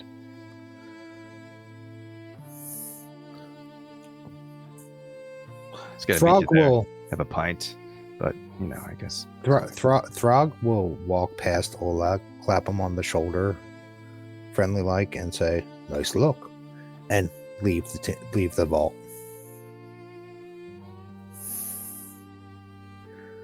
But stand in the way because I guess I'm the key. you could end this whole thing right now and just lock it. Mini-series over. Screw you guys, I'm going home. So great playing with you guys. Push home back in. No, I'm kidding. Oof. Yeah, we got some bad blood going this oof. Tension. Echo's gonna kind of shoulder nudge, elbow Elumd, and kind of point his head towards the door as he continues to just sit next to in the wheelchair, wheelbarrow thing. Yeah. And as we're moving out, Raish is gonna walk next to Elumd and be like, "Hey, it's good to see you again. I've been thinking about your vision, and I feel like it's a different type of forest. You mentioned like a glow of some sort, right? Like I forget what you said. It feels a little bit more elvish to me. Yeah? No? What do you think? You saw it. I'm just, speculating based on what you said." Oh my gosh, I love him so much. So that's so interesting. That actually, oh wait, I'm looking at the wrong thing. So just a recap for everyone. Elumd saw a vision where I was standing in the middle of an ancient forest of tall trees. There was this very high canopy kind of just generating this emerald light, thick trunks obscuring the view in any direction, before undergrowth and shrubs, not really paths, no deer tails, never seeming to broaden. The air vibrating with the sound of unseen light beyond vision in this very densely populated growth. The ground soft, but not damp or foggy, almost welcoming, like a plush, like a living bed, welcoming you to pause in your travels, to smell the flowers and the petrichor. But there's no sign of recent rain. There's just lush green. No foreign sounds, but far-off calls that are typically heard in forests. Voices, even at a whisper, would be intrusive to this space. There's an earthy smell of campfires, but no light signaling that presence, and overall, an overwhelming sense of serenity. So, yes, there was. So Elrond is going to say to Raish, it was an ancient forest, dense with growth, strangely silent. No paths, smells with no source. A strange, serene place. You know, part of me thought maybe you'd been marked by the god of faster talking, but I guess I don't think there is one.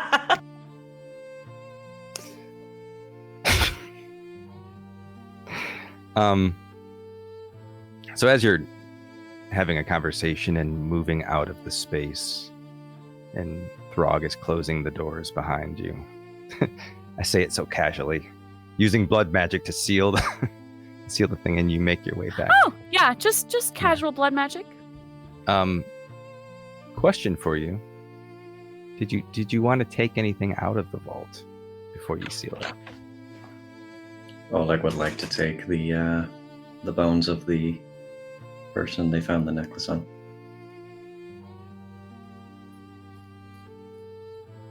Okay. They're going straight into the infinite bag for now. In the bag with you. Yep. All right. A lot of stuff going on in there. I did mention that there was lots of gold there. I don't know how Throg feels about this. I mean, technically it's his.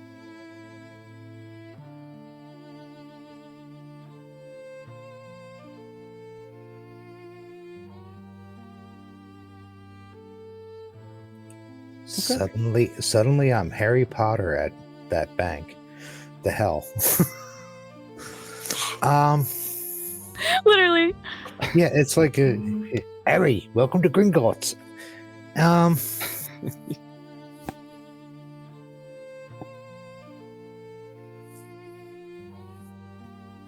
We'll have travel expenses. They're not using it. There is no, we're no, like, orcs aren't one of those religions that believe in burying their dead with riches, and because they might need them in the afterlife. So if we want to load up, I guess this is mine anyway. Not you.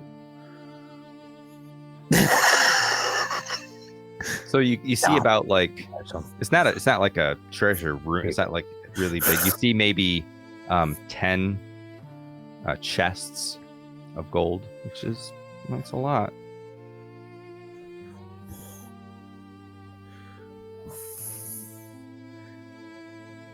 He will motion to Helm to help him with one of the chests. Are they like one person, two people? You can pick them up. So each chest contains like 10 bags. He's just gonna, when he stands next, when they're looking at the chest to pick up, he's just gonna like not even look at Helm, just say, "You had your version, I had mine. I'm guessing the truth is somewhere in between." And then I'll pick up a chest and come on now.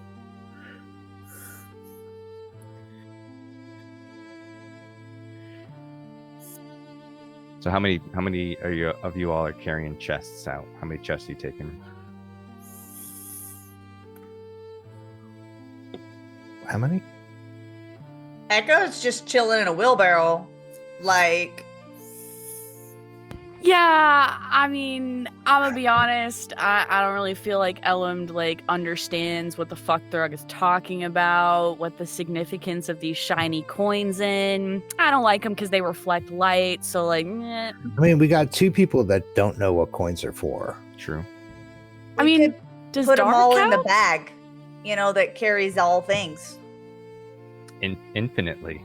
OMG. It's Oleg's bag. He would have to agree to that.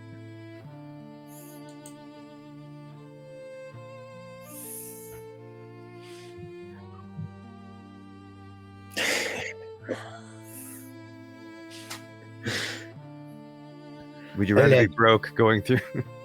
Oleg, you won't grab some stuff and put it in the bag? They are people, Frog. If you want me to carry it for you, I will. He'll load up his bag, like hand him stuff to put in the bag. How much does that bag hold? I know there's limits. It's infinite. Oh, nice. There is no limit. Great. Mhm. So we empty the vault, including the skeleton. Yeah, I was gonna say it feels weird to debate the gold after you threw the remains in them. Like meh. All right, so you make your way out. Are you gonna go to the town to rest, or are you gonna push on to your next objective? Once we get out of the castle, I'm gonna ask Oleg if we can just bury the body outside the castle. Proper. That was the intent. So inside Vel'thyros, but not outside the. Yeah. Okay, gotcha. And then we'll seal it back up once we leave, and I guess we're going to the bar. So you make your way down to. Oh, I have so many chat messages I wasn't even paying attention to. I'm sorry, I was in the moment. Hi everybody. So you make your way down to Brackenford as you walk in and to the village. People aren't really used to seeing. Some of you, you've been through a lot. You don't pay much mind. You follow Ration to the tavern and you sit. You see Oleg reaching into his gigantic bag to try to find some gold and pay for some drinks as you're all sitting there, and you talk about what's next for you all.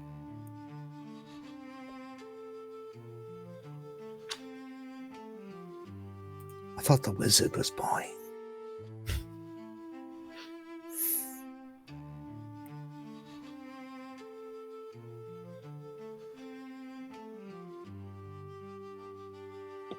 So, Keeper of Knowledge that shows up in, 100 years later for you and like a week for us.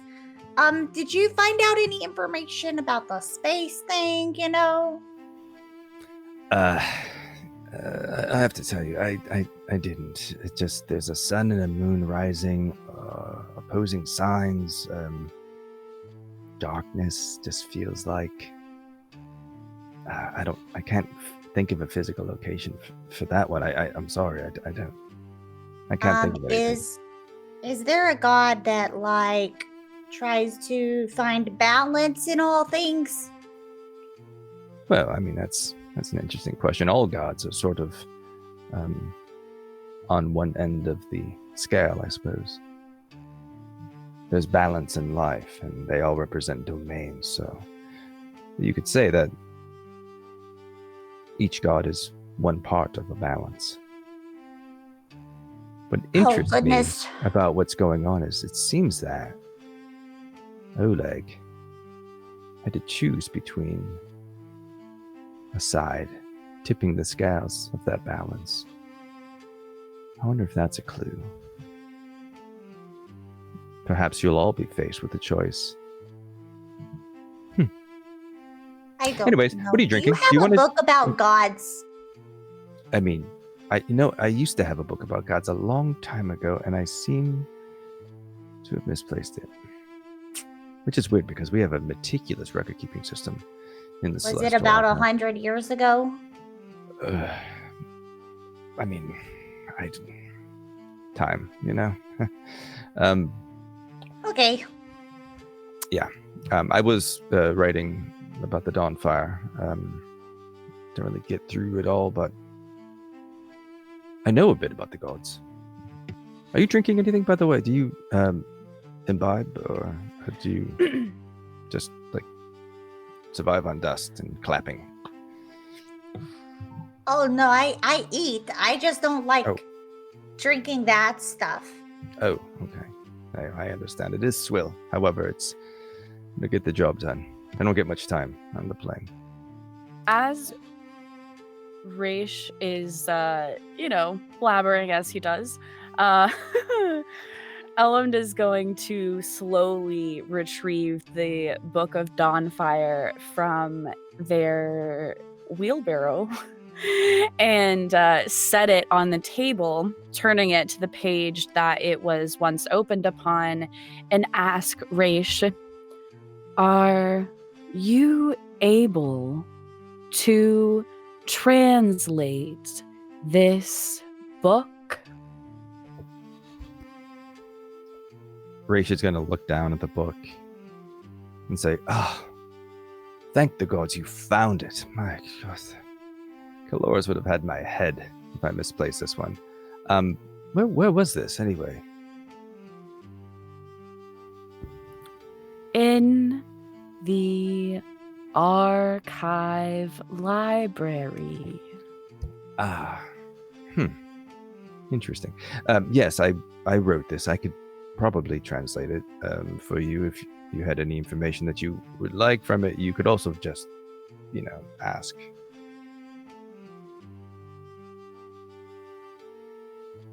What And is as the Tempest? Oh, the Tempest God. Yes, Raziel is the god, the Tempest God of the sea. He likes to be called. Kind of a twat, if I'm being honest. Temperamental and moody.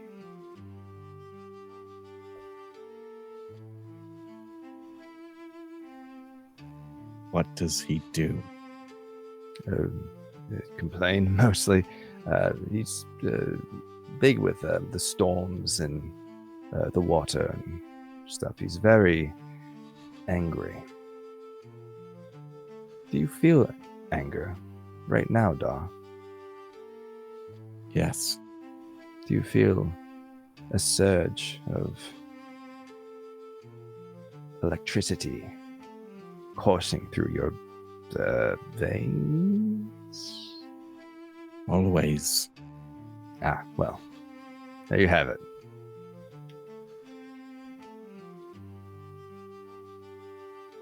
Were you mocked by the Tempest, or was that what gave you life?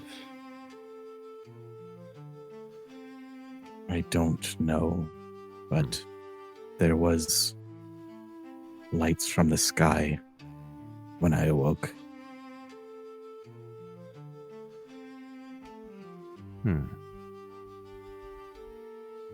Well, I think Oleg proved that you can be more than just one thing. If that's the lesson to take from this. And he turns to Elrond. Maybe write that down. Actually. Oh, yeah, I gotcha. Actually, why don't you hold on to this book for me? Yeah, I feel good about that. Is it the Book of the Dawnfire that he's talking about? Yes. And as he hands it to you, and you take it in your hands, all of the words on the cover appear to you in a language that you know of your choosing. I'm going to choose the language of my people. Mostly because no one else can read it. My bad, guys. Okay. Keep your secrets. Elrond is a friend of knowledge and will protect the book. Knowledge is not an entity. It cannot have friends. Well, it can't, but you can. Are you a friend, Echo? Well, of course I am. I must reflect on this. Okay. A can tell you I've met knowledge. Bit of a wanker. Could have friends, chooses not to. Strangest thing. Okay, so where to next for you all? So we've talked about a few places. There's some possibilities. He once again waves his hand, and that light construct map appears over the bar. He takes a sip of his ale. Gosh, it's better get tastier in the next 100 years. So over here in this region, we have Regos. I'm realizing that not everybody can see the stream necessarily.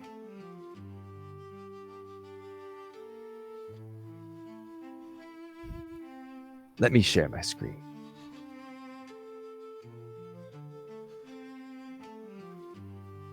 Well, that's What very is nice a of you. screen? What is a screen indeed? Am I sharing something somewhere? Yep. Cool. All right. So many windows. All right, so as he points out, Rego, yeah, I keep making things. So Regos is here, and I fear that we had visions of. Oops, I was trying to make this look cool for everybody, and I messed it up.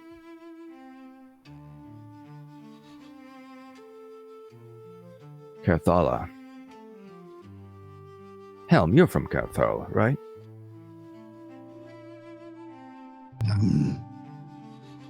Try to forget that place. It was a long time ago. Yes. Yes. A few other places. We also have Elthuin. Hard to get to. Not super excited about having guests, but that's an option as well. I'm not sure about the darkness. I'm not really sure about your vision either. I do feel like maybe Throg's is it's a forest. It was a grove, right? There is many groves here. It's completely up to you, though.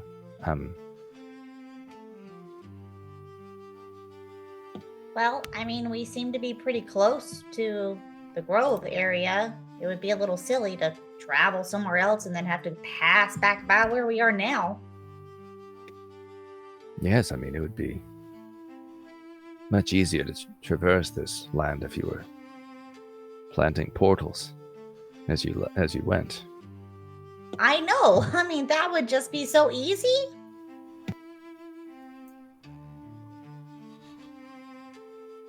All right, so all in favor? Whatever is closer. Fantastic. Oh, shit. Chugs his ale. All right, well, I've got to go. I will see you. Oh, there's one more thing I was going to try to talk to you about it. And as he's chatting, he just starts to sort of fade from your vision until he disappears in his bar stool.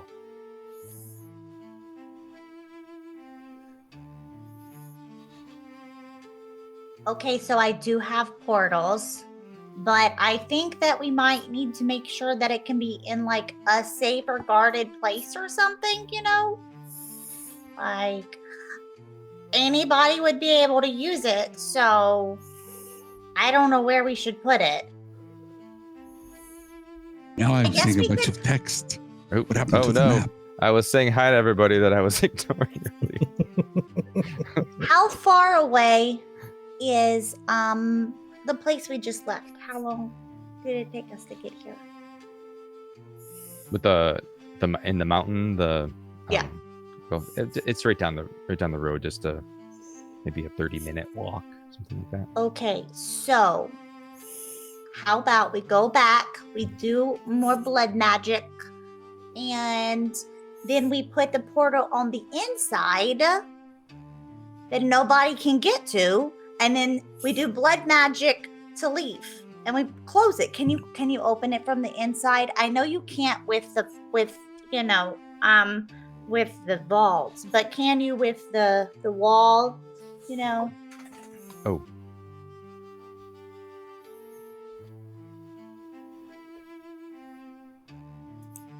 I do not think we should put a portal inside the kingdom at all. I don't think we can open it from the inside. We will basically be sending somebody in there who, if they're not royal blood, we're just sending them into another tomb. For that's what that kingdom is at this point in time. Well, yeah, I guess it would only be safe if we could make sure that all of the portals were behind blood magic. Okay. Now, I think we are probably going to, from the looks of it, we have a floating island in that void. That sun and moon place you were talking about. I think we should probably leave those two for the last two because, well, they're the hardest to get to. Yeah, I mean, I know a couple of people where the floating, island is. They might be a little bit more willing to let us go, with me being there. Ellum went there too, with me. Where did I go? It was when we were traveling together. The floating island area. Oh, okay. Yes. Correct. You're like, wait, where did I go? So, Carthala and Regos, or up to Althwin? Oh, definitely Regos next. Okay. For sure. That's the closest, I think. Do y'all think we should ask the barkeep if they have somewhere we can put, if we could rent a room for a month and not let anybody go in there, and we lock it from the inside or something? And we can put the portal in there. Oh, wait, we have to plant it. That won't work.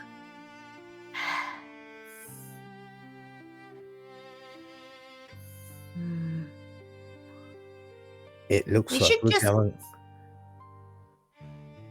We should just walk to find a tree in some random area that no one goes to. I was going to and, say, like- it looks like we're going over some mountains to get to Vel'thyros.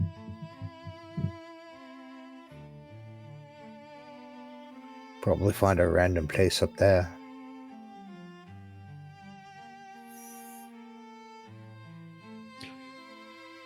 You could sleep on it. Yeah. Yeah, I'll let you know at the beginning of next session where we're gonna plant the portal. Both on the table and above the table. Yeah, I can sleep on it. All right, so as you go up to the barkeep and rent some rooms for the night, you have a nice, relatively safe place to lie your head. You can take a long rest as you need it, but we will address it next time because I feel like this is a good place to stop. Once again, over 4 hours, but I did give you an off point at 3. Yep. We beat 12 pages. We got 13 and a half. All right. Nice. 14 next time. No, honestly, I hope so. All right, everybody, that's going to do it for this session. We are back. Oh boy, what day are we back? It's not It's not the 4th. It's the 11th. Thursday, September 11th.